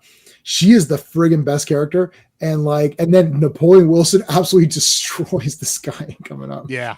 I don't know if I'm going to be able to pause it on here, but he absolutely destroys. This guy gets his arm like. Right? Oh, dude, he snaps that fucking arm, dude. It's just crack. It's a well-known fact that Steven Seagal replayed this moment like many times. Oh, you don't know that is Steven Seagal. He was a stunt double for Napoleon in this movie. Yeah. Why don't you break his arm? It's like, oh, Steven, that's a great idea. It is. It definitely is. And then it's like, I'm going to use that on the Precinct 13. I wrote that. That's all those crawling around. You can leave me out. Yeah. Let's put her in charge. Put her in charge. Yeah. That was a funny scene. She's like, she has survived here alone without any weapons or trains. Oh, we can put her in charge. Affirmative. Steven Seagal's decent. That movie was a masterpiece. Yeah. Yes. And part 2 was even more of a masterpiece than part 1. And we're getting a 4K of it. Yeah. So yes. Seagal. Oh, you're gonna. Everyone's pretending like they care about the movie, except that cake scene in 4K. That's all they're gonna. That's the first thing they're gonna go to. That's gonna be a chapter. I bet you that'll be a chapter. Happy birthday, Mr. Seagal. That's the chapter. That's the chapter. All right, so the guys are coming through. He does manage to break it open, and oh, look at that! That's a great shot, dude. I love when he just unloads. It's just a yeah. This is it. Yeah, yeah. That so he just obliterated them right there. So yeah, right there, and he threw it to him, and look at this is so good. I love it. Yeah, he literally gets the gun and goes like he just starts immediately shooting them. And then he's got that great action pose face. Like, look at like he's like, yeah, I got him. Yeah. All right. I love that theme tune. Oh, I love it. Okay, so here's the big assault. And they're zombies. They're coming through the window. Zombies, yeah. They don't care. I love when he gets tangled in the blinds just for the visual of when he blows him away with the shotgun. Takes the blinds with him flying backwards. I'm like, that was a choice, and I'm here for it, sir. I love it. Yeah. This guy gets hit a couple times. Yeah. The windows. Well, look at that. That's a great scene. Oh my god, dude. Yeah. So now I'm positive you see Wells like there's like an effect there's what Sean was talking about, measuring the shots. But she's also injured at this point. You can see her arms. Yeah, so she's been shot. You can see right here. Doesn't even bother her. She's like, she's fleshing. And she's the only one wounded. Yeah. In the movie, even so there is a part where one of the gang members does get in and is able to get a couple of shots off before he falls. Yeah. Those are the shots that I'm guessing kill the Nancy Loomis. That's what I'm thinking. But it feels so like the camera pans and she's dead. Yeah. It makes you feel like, wait, what did I miss? Like, where's Julie? Or whatever she says, like Julie, and then it's like she's gone. But I think it's way more impactful that it just the camera pans and there she is. Not having like this big like dramatic death scene. Yeah. Like right here it is. It's just boom, dead. Well, it shows her fears were justified, right? Like, and she died basically alone. She was unarmed, and basically that was it. She was gone. Right. But it also plays the opposite way, where everyone else fought for survival and survived, but because she refused to fight with them, she died because of it. So there's a couple different ways you can play with that. Yep. I like that, Charlie. She was one of the ones. because even the dad fought back Yeah. when he had to. Like And now anyone, he's catatonic, so we're not even worried about him helping. Now it's a protection thing. yeah, That the whole thing for these people, and Bishop says it, we have to protect him. That's Right. our job now, because that's what we do. We serve and protect, basically. And because she lost sight of what her job is, even though she may have just been the phone girl, or secretary, or whatever, she was so resistant to it. She just wanted to run, which also would have killed her. You know, so either way, her fate was to die, but because she didn't fight it, that's ultimately what caused her to die. I think Carpenter's message is that you must fight. There is there's no option to resist. There are certain times you just have to. Yeah. Yes. Now every time I watch this part, I always feel like having a Coke. I can't pick. Yeah, I don't know why. Just drink the Coke and just hide in there. I bet it's bulletproof. Hey man, I had to move one of those old school fridges that are built like this. These things are heavy. Oh yeah, that's a 2-man job for real. And then those outlast all of us as well, because like. In the year like 9,000, it's like, oh, there's that Coke. You know, there's a reason they do Nuka-Cola in the Fallout series. It's just that's just going to survive till the end of the apocalypse. I now have to give that Indiana Jones movie. Was it Crystal Skull? Yeah, I agree. I think I have to rethink that. I got to rethink that now. Yeah, maybe it's fun. Yeah, I think maybe Spielberg was onto it back then, and we didn't believe him. Yeah. So he's gonna get the smoke coming up, which is like, oh no, here's where they discuss saying you're serious about keeping me alive. It's like, I want all of us alive. Yeah, well, Bishop is the optimist and Napoleon is the realist. Yes. You know, Bishop keeps saying, oh, they're going to come, they're going to come, they're going to come. Yeah. You know, we're in the middle of a city. They're going to, like, 5 minutes, they'll be here. And Napoleon's looking like, no, that's not happening. Yeah. Right. Napoleon keeps pointing out, he goes, they drag the bodies away, they park the cars back where they were, you can't tell. I love where he's like nothing happened. Like nothing happened. They kill 5 police officers, 1 secretary. We kill a dozen of them, and that's nothing happened. You know, it adds to his kind of mystery that he picks up on that immediately. Yeah, it's not so much like maybe that's what he would have done, but he notices that oh, you're a cop. You're a cop. You're supposed to notice shit, the small details. But when he's the one that has to go, where are the bodies? They moved the cars back exactly where they were. And you know what? He's probably ex-military, so he's probably back from Nam. That would be good. That's an interesting idea. Probably back from Nam and has been in jungles and in shootouts and in warfare. So he's just back at, he's back at home in terms of like what he's used to, or what. Well, he drop a line like "I've been dying since birth" or something like that, or born out of time and whatnot. Born out of time and stuff like that. Which that would line out, man, to be in coming from Vietnam and stuff like that. So that's not, again, I agree with Jay, man. I don't want a prequel, but when we're breaking it down like this, it's kind of cool to kind of think about that.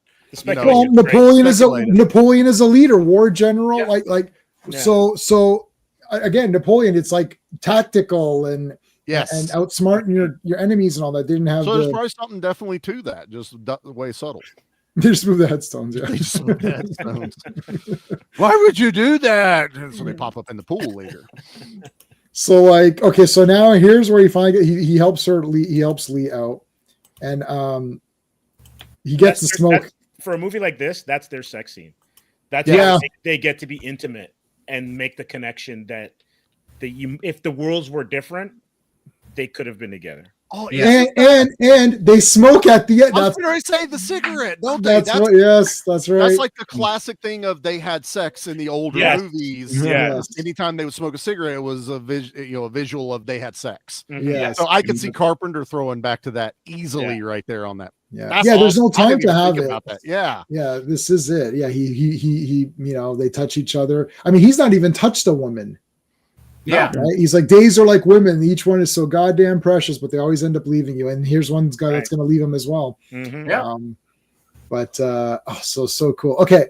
All right. So now we're getting the Cholo, what's going on, he's like, whoa, nobody said anything about the Cholo. And he's like, well, what does it mean? What does it mean? He's great, man. I love his plan, save ass or whatever. That's Save ass. Save ass. I got this like, plan. Rocky and this movie came out about a week apart, so it's a big month for Tony Burton. For Tony Burton, yeah. Wow. That was awesome. Yeah. Drop the stove.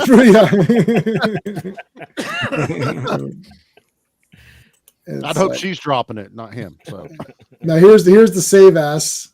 Got this plan called Save Ass. Now she does this great speech. It's like where he goes, he's like, they'll cut you down before you get 10 yards or I don't know, whatever he says. And she's like, oh, I'll lean out the window and ask them to say a little prayer for you when they dump you in some vacant lot next to your sick handcuffed friend and the policeman or whatever. And then she's like, his gun's not even loaded. Why did I go through all that? I go through all that. His gun's not even loaded. Now he says he's been clicking off empty shots all night and I didn't even know it, but that is not true because I definitely, the very first time when he said, I thought, what? And then the next time I watch this movie, I try to pay attention, and there's definitely gunfire coming out of his gun. So maybe he just ran out of bullets. And then I was wondering that, but I was also wondering, like, she's the one that tossed him the gun. So Bishop tossed Napoleon the shotgun, knowing it was loaded, and he trusted him. She would toss him the gun, but not trust him, but it would make him. It's the Tremors thing. Burt. Tremor. Gun. Yeah. It got your ass to run, didn't it? I kind of was thinking that, but I think you're right, J-Man. I think it does fire. Yeah. And she wouldn't have done the speech had she known originally it was empty. Right. So because she's laying it on fucking thick, thinking there's a gun pointed at her, but she could see inside the revolver part. She could have seen that everything was empty in that. Yeah, and here's where the realization of the gun's not even loaded. Yeah, and he's like, "You are good." All right, what are they gonna? Oh man, I'm gonna leave it on this. That is, there you go. He finally got the smoke. I love it. He's like, got a smoke. Whoosh, and it came out of nowhere because where was it on her? This is the Sergio Leone. Nothing exists outside the frame of the movie, and then she brings a cigarette into existence by bringing it into the frame. That is so cool. Yeah, she doesn't dig around for it, and then when she flicks that lighter, it's like freaking giant flame coming out because it's extra spicy for this scene. Yep. But I like this. I really do. And it didn't even put the thought of the cigarette equaling sex until we brought it up, but I was like, that's really freaking cool. And there's 20 minutes left. I mean, like, this movie is so fast. So okay, so now you've got not exactly the Halloween 5 cops, but or full with stupid music behind it. Yeah. I felt like Sean. I was thinking about the Bulk and Skull music. It's like, how many slide whistles can you put into this scene? Dude, hated that. I hated it. How about Che? That's how you feel. We're just like, what is happening right now? Okay. So anyways, look at her. We got a war going on here. We can't find the damn thing. I love that line. We can't find it. It's like there's a war. This guy's just like, oh man. So Amos and Andy here. 10-4. He goes, don't you want to check that old precinct? He's like, why? Because that's where the action is, you goof. Like you're supposed to go. But this also is kind of telling you a story of how bad it is even elsewhere than right here where they are, because all the helicopters are occupied. There is no one to send for backup because, and I think they mentioned it earlier too, like it's going to be a busy night regardless of where they are. So you're learning that even more, they don't give a shit about this area. Like there's just way too much other shit going on that they're concerned about. So here now they make the plan. That's the good luck. This is good luck. Two cops wishing me luck. So here they do the potatoes. I love it. 1 potato, 2 potatoes to I have figure not out. seen this in forever, dude. Like they started doing like what happened to rock, paper, scissors? Was that not a big thing? No. 1 potato, 2 potato? Yeah. They dropped an F-bomb in the rhyme, and I was like, okay, I'm here for this one. Yeah, so they basically say, so they're like, okay, well, Lee can't do it with one arm. So there's a sewer that if you go through the sewer line, you can come up through a manhole, and that there's a car right there. They can get to that car, hotwire, and get away. Yeah. Bishop doesn't know how to hotwire a car. I would not know how to do that either. Lee can't do it with one arm, but notice that her excuse is not that she can't hotwire the car. It's that she can't do it with one arm. Yes. It's not mentioned whether she could hotwire the car, but that's an interesting, we could put up the do you think Lee could hotwire the car poll? Absolutely. I'll do it. I 100% believe she could. She was a badass as a Yeah. kid. Yeah. And maybe had a military dad or whatever, but she definitely knows how to fire a gun and handle herself. So yeah. That's Now- a good point. She knows how to fire a gun. She may be working for a police, Yeah. Right. That doesn't mean she was anything but administration. So the fact that she can do all that stuff, there's no reason not to believe she couldn't do that. She even loads the gun like that cool way where she flicks it closed. Yes. Yes. Yeah. That Well, was she's cool. also one-handed. Like if you pay attention, she doesn't use her arm no. and her other hand hardly at all in the rest of the movie. Yeah. She Well, does Wells keep it doesn't straight. see her as a secretary because when he leaves, she's like, "Oh, 2 cops wishing me luck," blah blah blah. He Yeah. doesn't see her as a secretary. He sees her as a cop. Yeah, that's a good Wasn't point. she the one that noticed that Wells had an empty gun? Yeah, she is. Yeah. So yeah. So he recognizes the skill. Yeah. She's got a lot more depth to her that just Yeah. kind of works. Well, she's been there for 5 years. You got to think she's been in that thing as a woman in that neighborhood. She's had to take care of herself. She's had to, deal with it, and that's why I think she doesn't flinch. It's another indication of the degradation of the community in which they are at. Right. It also means it gives a good reason why her and Bishop get along so well because they both have a similar, survival thing they have to do in this profession. Yeah. So I did post a poll. 60% of my voters. This is only on my channel. 60% give this a 5 out of 5. 20% give it a 4, and 20% give it a 3. That's solid. That sounds about right. Okay. So here's their plan, and he's like, well, what's the difference between me just running off and this? It's like, well, there's not really much of a difference, right? Like this is basically the save ass plan, but a bit more strategic wise, right? Yeah, this is we're trusting you. That's really the subtle. Without saying it, that's Napoleon being like, we're trusting you to do the right thing. Right. Okay, so he's gonna go off into the car. We're almost at the end. He gets to the manhole, gets to the car, thinks he's about to make it. You can see that he didn't make it there, but let me see if I can get a good shot. No, I can't pause. So there's a guy behind the seat. Now, Owen, was this you who we were talking privately about this? Like you look in the back. Oh no, that was for Child's Play. I'm sorry. I thought for I mentioned that. I can't remember when, but I said that recently that ever since Child's Play 2, I always check the back seat of the car for killer dolls. And I always tell her if I'm just to check the back of the car, make sure there's no killer dolls in the back seat. And then, or I will. Or zombie-like gang members. Yeah. It's really cool though because you got that moment of like, oh, they're gonna. I don't know if that was me, Sean. What did you do? Sean, what are you doing? You broke it. The zombies are coming in through his window blinds. Yeah, what the hell's happening? Sorry about that. Yeah. Oh my god! But you get that it's like a horror movie. This is where this movie is like horror movie adjacent, and that guy just raises up like Michael Myers, in that back seat, and he's not a small gun either. It's a long rifle, but boom, just blows out the side of the window. It's awesome. Michael was in Annie's backseat. Yes, he was. He's a backseat driver. John Carpenter likes to kill people from the backseat. Yeah. John Carpenter. His thing is like always be a driver or whatever. That's okay. So here's their final plan. They kind of concocted this idea that we're going to go into the basement. There's a long, narrow hallway. They can kind of hold them off. That funnels them. This is the 300 Thermopylae battle, funnel them in. So we're going to funnel them in. This is siege tactics. You got no other opportunity. You got no other way to go. You can't go up into the open because they could just get surrounded. They can't get out the back. They've already said that the fronts and sides are covered. Let's go down, funnel them in, hold some signs up, some barricades, and then he comes up with the plan, which is the I'm going to put the flares to the tank. Yeah. And ignite it.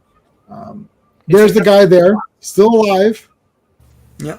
He's still alive. He's good. I like the little bit where they show him like carrying him around. Like they still remind the audience this is our main purpose. Protect this guy. Protect this innocent person. Yeah. Now here's my favorite line, or one of them, or piece of dialogue, let's say, where she's like, none of us know who he is, where he's been, or what he's done. He could be anybody or anything. And I just love it. And it's like that he came in here and they're helping him, and they don't know what he did. Like the audience, the viewers know he's a good person and he lost his daughter, but they don't really know what happened, and they're still doing their job to protect him.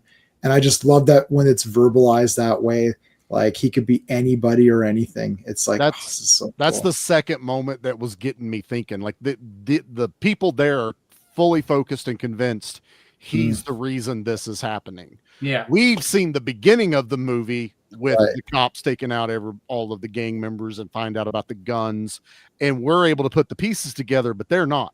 Yeah, they're like, this guy did something wrong. They're trying to kill this guy.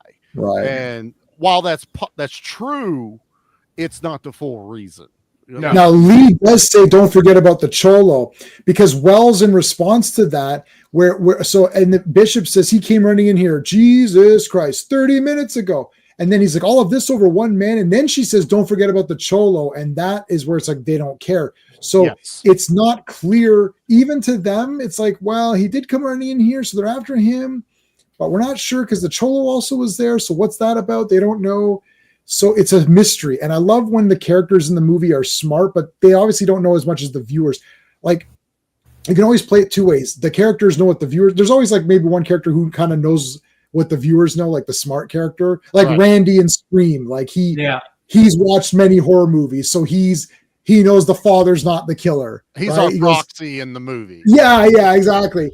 But in this one, it's like these characters are smart characters and they do what they can, the best that they can do, but they don't have all of the pieces. And we've got all the pieces, but even we're not entirely, we don't have all the backstory of everything, but we at least know this situation. So this entire movie exists in the time that it is. So if this is taking place over whatever, a couple of hours or whatever it is, it's almost real time, sort of like it's a close depiction of real time. Yeah, it's not like days have gone by, but you do get the moments of how long was the dad chasing the gang, because it goes from daylight to nighttime, and then we also keep getting Bishop going. They'll be here in 10 minutes. They'll be here in 20 minutes. They'll be here in 5 minutes, but he's always random every time he talks about when the cops are going to get there.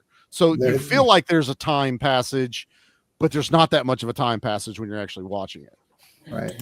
Now there's the two things a man should never run from. One is another man who can't run with you. And then what's the second thing is unsaid. Unsaid, but said loud. It's said. Yeah. Awesome. Great moment. And then when she says, so when I first saw this and she's like, I have 2 shots left. Should I save it for the 2 of us? And now this has been said in every movie ever. It's like, oh, you save it for 2 of us. He's like, you save him for the first 2 assholes that come through that vent. Yep. Try to plug that hole, baby. That's all you got to do. Oh, it's great. What do I do if there's more coming through? Then you have to wing it. She's holding that gun like a club. She is. Pull the sign down, and she's just like, I'm ready to bash a motherfucker in the face. I'm going to pistol whip that person. She's like, and the worst part is we're out of time. He's like, it's an old story with me. I was born out of time. Yeah, all right. The line. And then he's like, okay, I stand at the end of the hallway. I shoot the flares that ignites the tank and blow the hell out of everybody in this hallway. What's going to keep it from blowing the hell out of us? Well, you hold that sign up for cover. Can you hit it from there? I got 3 shots. That's enough. And then that should be enough. That's enough. And then where's my? I will play the scene because we're not doing this movie again. But then he says, "Can't argue with a confident man." I just love it. It's like, all right, That's it. You can't argue with that guy. We'll see how. Okay, so here they come. Now cops again. Is it raining? Yeah. It's already starting to rain now. You hear that? And it's like Keystone Cops, man. Yeah. It's not rain. It's like, oh shit, it's the dead telephone repair. But that, again, the details, the dead telephone repairman. We got to see where he is. I had Trimmer vibes again, just like the guy that got stuck up on the pole. Yeah. Just hanging up there. This He guy died was of like thirst. just hanging off the damn pole. He went up there and died of thirst. It's like, God damn. Motorola, get that on there. Unit 10-4 or unit whatever, unit 7 requesting backup, immediate emergency. That's all they had to say, emergency, and everything just come swooping in. Mhm. Just one fucking word caused everybody to drop what they were doing and get there. How did you come to be named Napoleon? I'll tell you sometime. When will you tell me? Maybe in a minute or two, because he said like earlier, when I'm dying, I'll tell you, right? Or for Starker, he said that. So this is your third kill box of the movie. Now you have, because they got them in, the criminals got the kill box in the beginning, then the gang evened up. So this is the third kill box. This is the third time that there's going to be a slaughter. Yep. Yeah, and now we know that they are good guys. Yeah. And these guys are for sure bad guys. Like, we Right. weren't sure in the very beginning. We're pretty sure now. So John Carpenter did pick a winner. Napoleon is as honorable as you can get, being a criminal. Like, he doesn't run away, as he says. He doesn't run away from the others. Wells wanted to save his own ass. Yeah. So again, he wasn't like Lee is a good person, badass. Bishop is a good person. He's a hero, right? Napoleon Wilson is the best of the criminals, right? Like he, the most noble. So the good guys did win in the end. But also, I like, because we already brought it up and Carpenter said how he did the zombie feel of it. This whole segment is they moved up close to draw even more of them in that hallway so that the explosion would be way more effective. Yeah. But it's very zombie-esque. Yeah. Brains go this way. The way they're even like, if a couple of those guys had guns, it would have ended everything. But no, they're just beating on the thing, banging on the thing. And then when they draw it in and then, blow them up with the acetylene tank, it worked. But just that flavor of zombie works so well. And that's how you do it. Yeah, but it's how you do an homage without copying, anything like that. Yeah. I'll point out something because I had this on VHS and I watched it many, many times on VHS. On VHS, these two cops are completely cut out. Yeah. It's literally like this and like this. Oh, because it's not widescreen. So they're literally cut. Yeah. And then when I first got this on DVD widescreen, I was completely stunned when that guy comes, Miss, we have a searcher for you waiting. Miss, right? And then it's like, I'm like, holy crap. That guy wasn't even in the movie. And what's he's completely cut out. So he's like, Mom, I'm in this movie. And it's like, no, you're not, son. I don't see you anywhere. It's like, God damn it, they cut me out. It's like, next you're going to tell me Ernie Hudson was in Ghostbusters. It's like, no, he was in it, I swear. Okay, so anyways, this guy's completely cut out. It's like this. Look at my arrow. It's like this. Well, he's playing it like he's cut out anyway, because he's just standing there like, well, fuck me, right? Okay, don't get on the stretcher. No, don't get on the stretcher. Yeah, walk. I don't give a shit. I don't get paid enough for this crap. I love when they come to take Napoleon away, and he's like, I like. He's like, get away from him. That was awesome. He pushes that cop disappears into nothingness. He pushes the cop, and then they walk out. And there's no cops anywhere in the hallway. Yeah, it's like, okay, I'm leaving. He's like, fine, I'm done. All right, screw you guys. Yeah, it'd be a privilege if you walk out with me. I know it would. You're pretty fancy with this thing. I have moments. Oh man, the two of them together are great. That's it. Red font. So does that start Carpenter's trope of kind of like buddy cop? Yeah, throughout his movies. Yeah, pretty much. I can see that. Yeah. Let's take a look at.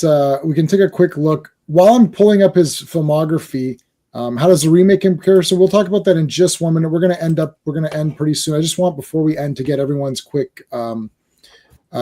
So Sean and I are going to be back tomorrow night for Earth's Mightiest Mondays. That's every Monday. So we're doing 4 issues of the Avengers. Tuesday, I'm back as a co-host for Tuesday Night Television, where we're talking about Dead Heat. Wednesday, most of this panel returns back for Owen's hosting of True Lies. That'll be Wednesday on the War Room. And Sean and I are going to be back for Fantastic Fridays. And I just effing noticed that I mixed up the 2 top comics in their order, and I'm not going to fix them because I already deleted those images. So that's irritating, but too bad. Because the Dragon Man story takes place before the biker gang story, but that's fine. We'll get through it. So Sean, do you have anything other than that going on your channel specifically? Not right now, but still have stuff from all the previous weeks, so tune in. All right, awesome. Steve, anything you want to tell us about really quickly? Yeah, I'm still reviewing movies on Owen's The Action Elite and the Movie Elite. Still working on my book. So still writing. Just keep an eye on those things and you'll see me. All right, Charlie, what's going on the podcast? The main show's taking a break for the next 2 months, so it's B Action Takeover. We're doing nothing but B Action stuff. So this Tuesday is Best of the Best. Oh, so we're nice. That goes under A Action. I don't know where that comes. Look, B Action don't mean bad, boys. It means bad ass. So that's how that stuff works. Dustin had never seen it, so it's a great conversation we have about it. And then what we're doing is it's a new episode every other week, and then we're playing a guest appearance on other podcasts we had been on. Okay. Because in almost 5 years, I've never taken a break from the podcast. Every Tuesday, we've dropped an episode, and I haven't missed any. And I was like, you know what? 5 years, I need a break. So I'm taking a bit of a break, but we're still doing a few new episodes, just, breathing for a little while. Okay. And I'm still doing this stuff. So now I can, have time to watch more movies. Awesome. Steve, Comics Asylum, what's going on? We're putting together the last bit of the graphic novel, and we're getting Atrium translated into Portuguese and French. We have the Jim Starlin interview that's up, and I'm working on a Joe Rubenstein interview as well too. Awesome. So that's like all good stuff. Owen, I know we've got the War Room this Wednesday. What else is going on? We've got True Lies, then Maximum Risk next week. That's pretty much it, to be honest. I'm kind of just on autopilot at the moment, so nothing particularly exciting just now. Well, there's always articles being dropped, so make sure that's every day there's something going on. Okay. So that sort of, pseudo concludes Assault. Let's talk very, very quickly. I don't want to spend more than like a few minutes on this. No. The remake came out. I wasn't excited because I love this movie. I saw the remake, and I unfortunately, I just can't get over the fact that it's a remake. So I walked in, I saw it in the theater. I walked in angry about it. I like all the actors in it a lot. I actually liked all of the actors. I walked in thinking I'm going to not like it. I walked out not liking it. I probably talked myself into not liking it. I probably gave it an unfair chance.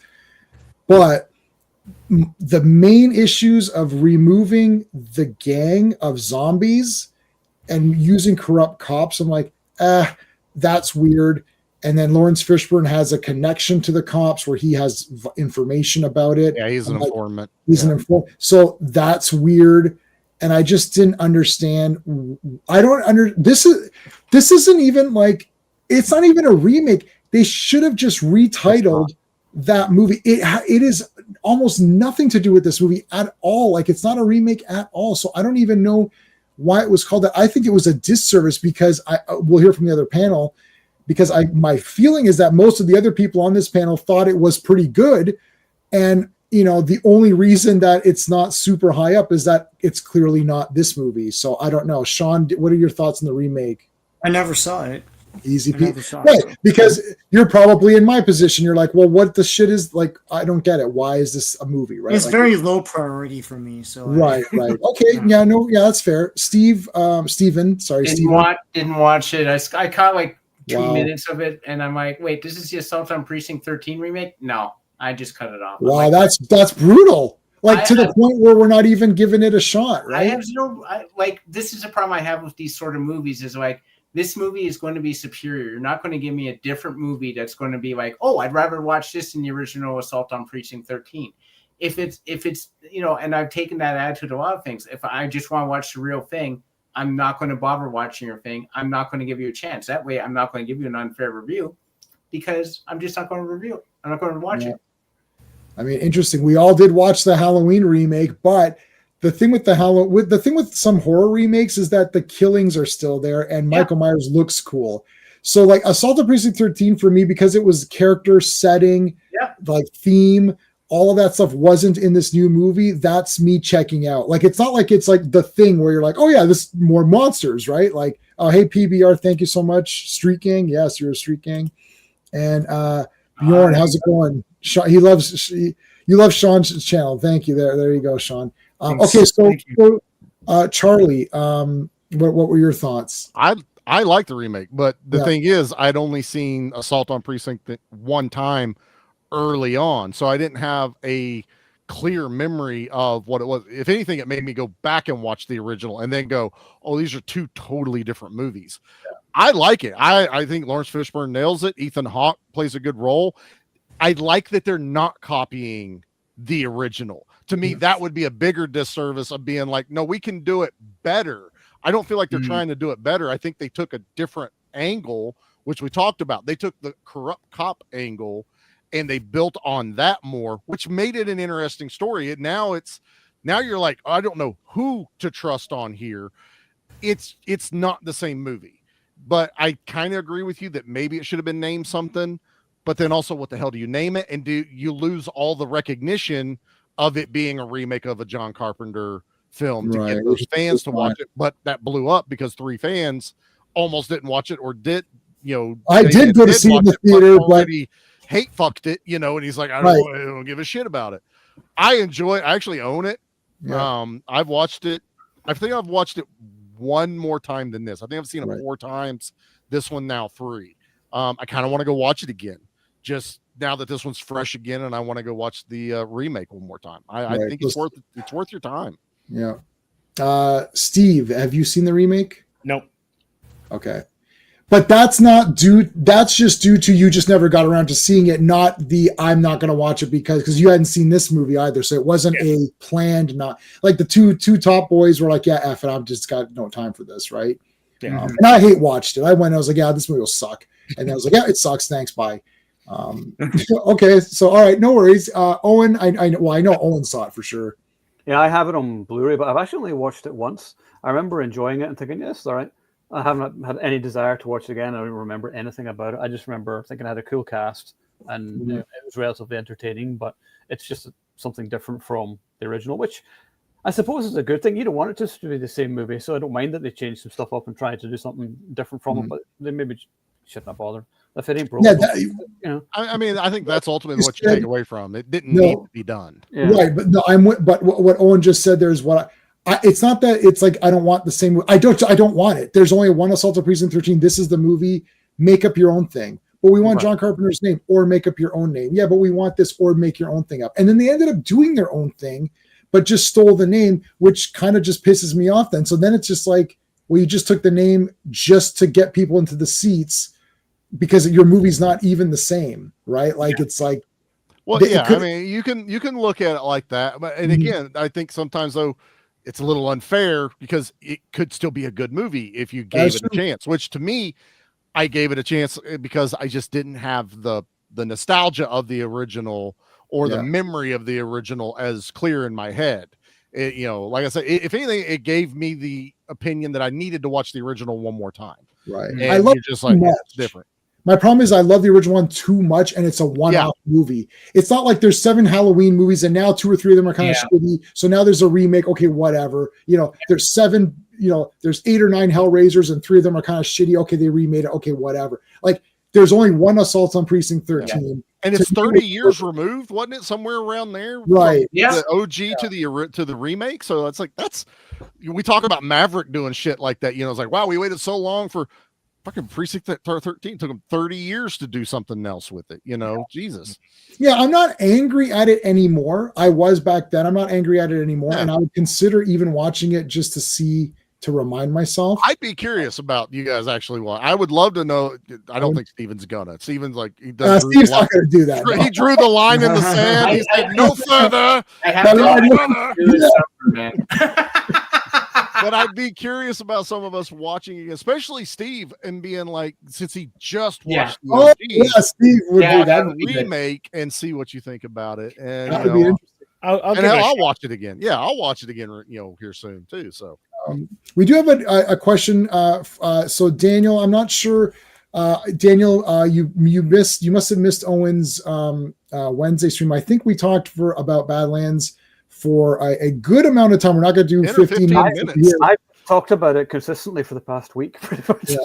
All right. So so Daniel, check out actionelite.com for the review, but do you want to give Daniel a preview for what you thought it was? Okay. Yeah. I gave it 2.5 out of 5. Everyone else is like, oh my God, it's the best of the franchise. No, it's not. If you're Gen X and you grew up with the original Predator, then this should be sort of farther down the list because it's a family-friendly Predator movie. There's like a CG animal kind of sidekick, and it's kind of like a buddy cop movie. Some people seem to love it, and it's a fun time. There's plenty of action. The music is cool, even if there's never any Predator music. Like Alan Silvestri's score is never in it, so it's not really Predator. It's still an entertaining action movie. There's no horror elements to it at all. Like it's pretty. Everyone's like it's really gory, and I was like, no, it's not. It's tame. But it's okay. I'd probably rank it about, I don't know, 4th or 5th maybe in the franchise. I had a buddy of mine message me and he's like, oh, this was amazing. And he's a huge Predator fan. So don't think it was just a newbie watching it. Yeah. And he goes, it's so good. I took my kids to go see it. I'm like, that's not a Predator movie. Yeah. You don't have Predator and took my kids to the theater to watch it in the same sentence unless you're a bad parent. Yeah. Okay. That's not how it works. Predator's something we all as kids experienced way too fucking young. We supposed to. Yeah, right. We weren't supposed to watch it. But that's how I rank it. PG-13 too. Fuck off. No. I think so. I watched Outland. I got the 4K of Outland. So, maybe we should do. I know we already covered it on our tournament. Maybe we can do it again. We didn't dig into it like we do here. I think that would be fun to dig into. Let's put it on the docket then. That'd be for Circle of Iron. I think that might be a good. Anyways, this movie, that movie, the Predator, okay, whoa. Predator, Part 1, the real Predator movie. I was going to say the real Predator movie. Predator 2, whatever. Rambo, like whatever. First Blood, Rambo 2 for sure. These are what I call real movies. Like, I woke up this morning, I was like, Outland, let's put the 4K on. I watched it, and I just felt so good. The movie ended, I was like, man, that's a real movie. There's no stupid shit going on. There's no dumbass. You watch this. I watched this movie at night, and I'm like, I've memorized it. Or if the movie is playing, I could do all of it probably. And I'm like, this is a real movie. There's no dumbass shit going on. There's no stupid comedy. There's no like, hey, we're winking at the camera. We're being silly and goofy. It's like, or we're doing some dumb shit. It's like, here's your heroes. Here's your bad guys. They get destroyed at the end. Some people get killed. It's a real movie. It's not just like a macho badass movie. It's just a real movie. Like there's other real movies like 12 Angry Men is a real movie. Inherit the Wind. That's one of Steve's favorites. It's a real movie. That's the best that we just did. That's a real movie. Yeah. I agree with that. It's like, and I'm not saying they need to be 10 out of 10 movies. What I'm saying is that it's a movie. Owen mentioned this very early in the stream, which is it is made for adults. So these people think, oh, it's slow. It's not that it's slow. It's made for adults who can think. Modern movies are made for grown-ups. They're made for kids. Like the thing is with Badlands, and this is the last time I'm going to talk about this movie because I've talking about it. But I just want to get this off my chest. And I was like it's a fucking Disney movie. It's a Disney movie. It feels like it. Like it could easily have just been like a cartoon or something, I was just like, nah, I know. Like I said, I understand why people enjoy it. Like there is plenty to enjoy, but for me, who grew up, you guys, you're like, I'm sure you'll watch it at some point, and you'll be like, yeah, it was okay, but I'll probably never watch it again. Right. Yeah, I'm waiting until streaming. I'll buy it. I bought Prey. I'll do it with all of them. Yeah, I buy all the Predators. I like basically the Predator design of the creature is enough to get me at least to it's still a foot in the door. Like I'm like, okay, well, it's Predator. Let me see. It's like RoboCop. I bought the series. I like if it's RoboCop. I know Charlie obviously loves RoboCop. Yeah. I've got part 3 up there. Okay, I saw 3 in the theater. I have Prime directives. I have Prime directives. Yeah. The RoboCop series was filmed here, though, wasn't it? Like I remember watching it. I was like, "That's Mississauga." Yeah, it could be. Yeah, it's all around. It's like, you'll see my house, and I'll point it out next time. No, but those are all whatever. But RoboCop was a real movie. Yeah, like it's like that's a real movie. Total Recall, right? It's like it's a real. It's like there's no like just dumb crap. You could tell. You could if you're sitting there, and if you after you watch, you're like, man, that was pretty awesome. I got Robo Warriors. That was one I just picked up. You're watching it, it's over. You're like, yeah, that was cool, man. Right? Like Nemesis Part 1 for sure. No, the other ones no. But Nemesis Part 1, you watch like, oh, that was awesome. Like, Sword and the Sorcerer, any of these ones that we covered on any of those versus streams that we've done or whatever. It's just real movies. Like, yeah, that was a cool movie. The budget has something to do with it because this movie's low budget, Nemesis is low budget. The budgets don't matter, the effects don't matter. It just means that someone tried to do a cool movie. Like that's it. Not this, oh, I got to make sure to sell these products. And, I better make sure that I have all of these things in it to make sure that it's this open, everyone. Hey guys, anyone can watch Predator Badlands. Like I liked when a lot of people watch Predator 2, like, oh, that was too violent. Oh, I don't know. I didn't like that. That was pretty rough. That was a very rough movie. I'm like, good. You're a loser. Go away. You don't know anything. There needs to be movies. You know why? You know what, Charlie? I thought about this. You know why we like Terrifier? Because it excludes people. Mm-hmm. That's fair. I'll give you that. I was thinking if you like it, you'll like it. If you don't, you're gonna fucking hate it, and we're okay with that. And I'm okay with it. Yes, that's fair. Because I'm sitting here going, who is asking for this type of Predator movie? Right. Like, apparently a lot of people, because it's had the biggest opening of all of them. I'm like, what the fuck is wrong with you people? But I think it's indicative of the industry, and I know that the way they've changed how films are made now, where you should be able to watch them. This is what we're getting from the studios. Right. You should be able to watch them distracted, right? Yes. So while you're cooking, while you're vacuuming, while you're texting, all that kind of stuff. So you can't watch Assault on Precinct 13 and text. You're going to miss everything. Yes. You're right. The other thing to take away from it is the more they can CG it, the cheaper it is for them to do these movies. The less human involvement or, cityscapes that they got to do. It's now all done in a computer. Now it's this less involvement of people being in it. Yeah, and like I always say this, that in most movies you watch these days, nothing looks like they take place in the real world. It's all color-graded. Yeah, everything is kind of gray. I remember Sean mentioned that. Like the View from Vendetta stream and saying how in the late 2000s or whatever, they're just saying films all became ugly. The Zack Snyder effect, basically, where they took the color of it and it's like, why did you do that?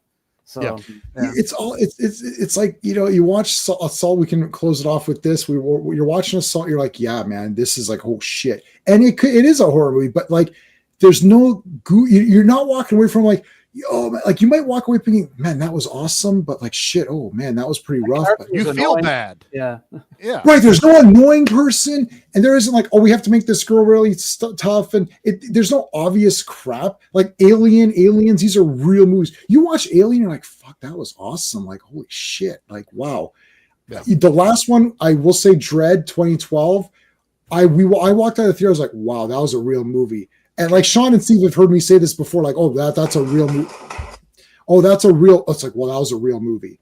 Not, and even though I love some of the superhero movies, some of them are just like, they're not real movies. Like, there's like, they were fun or goofy, but like, Alien, Terminator. Like, man, I saw Terminator. Remember when you first saw Terminator? Like, you watch, you're like, holy crap. Like, that was fucking awesome. Like, oh my God. It's like, I got to watch that again. Right? Like, just think like Raiders, like, I mean, all these ones like Temple, I would throw Temple in there too. You're like, God damn, that was wicked, right? Like, it's just not happening. Even if I like a movie and we walk out, and even if all of us walk out and think that was really cool. Oh, Sisu, that's a real movie. Sisu's a real one. The Raid, we're like, oh shit. wow, okay, that's a legit movie. Not even if we like a movie, it's like, oh, Iron Man 2, that was pretty cool. That was kind of fun. Yeah, okay, whatever. Like if it was erased from existence, you're like, oh, well, I guess there's no Iron Man 2 anymore. Like, who cares, right? Like if you erased Terminator, like your life would be worse for that, because you'd be like, wow, I remember watching Terminator and be like, this is the great, like we saw Terminator, we're like, an Escape from New York, RoboCop, like, I don't know, man. It's brutal. That's why people. Yeah. That's why I'm hard on these movies. That's why I'm like, you know what? It's 0, 1 out of 10. Look, how is any Badlands can't be 1 out of 10, right? Like, I mean, that's crazy. But it's just like, no, I don't want you to get any props because you're bullshit. That's my problem. I'm just in that phase. Like, I just don't care. I want to be like Steven and the Assault on Precinct 13 remake. Like, fuck you. I'm not watching this. You guys suck. And I'm never, ever, ever going to give you my attention. That's right. Yeah. Be like Steven. It's exactly right, Charlie. It's exactly what I said. Where's my we're ending it now. First of all, we'll give him this message. So thank you for the message. But like this is Steve's reaction. What's this bullshit? That's it, guys. Thank you so much for being here. This is a lot of fun going through this movie. I appreciate it. If you're watching this later on, thank you so much. I appreciate you guys watching. I appreciate everybody in chat. Thank you to the super friends. Hopefully we'll see everybody tomorrow for Avengers. A lot of fun on this stream. It was great. If you're watching this on replay, thank you so much. Make sure you check out everyone's channels. Links are in the description and in chat. That's it. We'll see you on the next one. Thank you, everybody. Until next time. Hey, friends. You've just been listening to J-Man. And he is the smartest person who ever lived. So make sure you like and subscribe.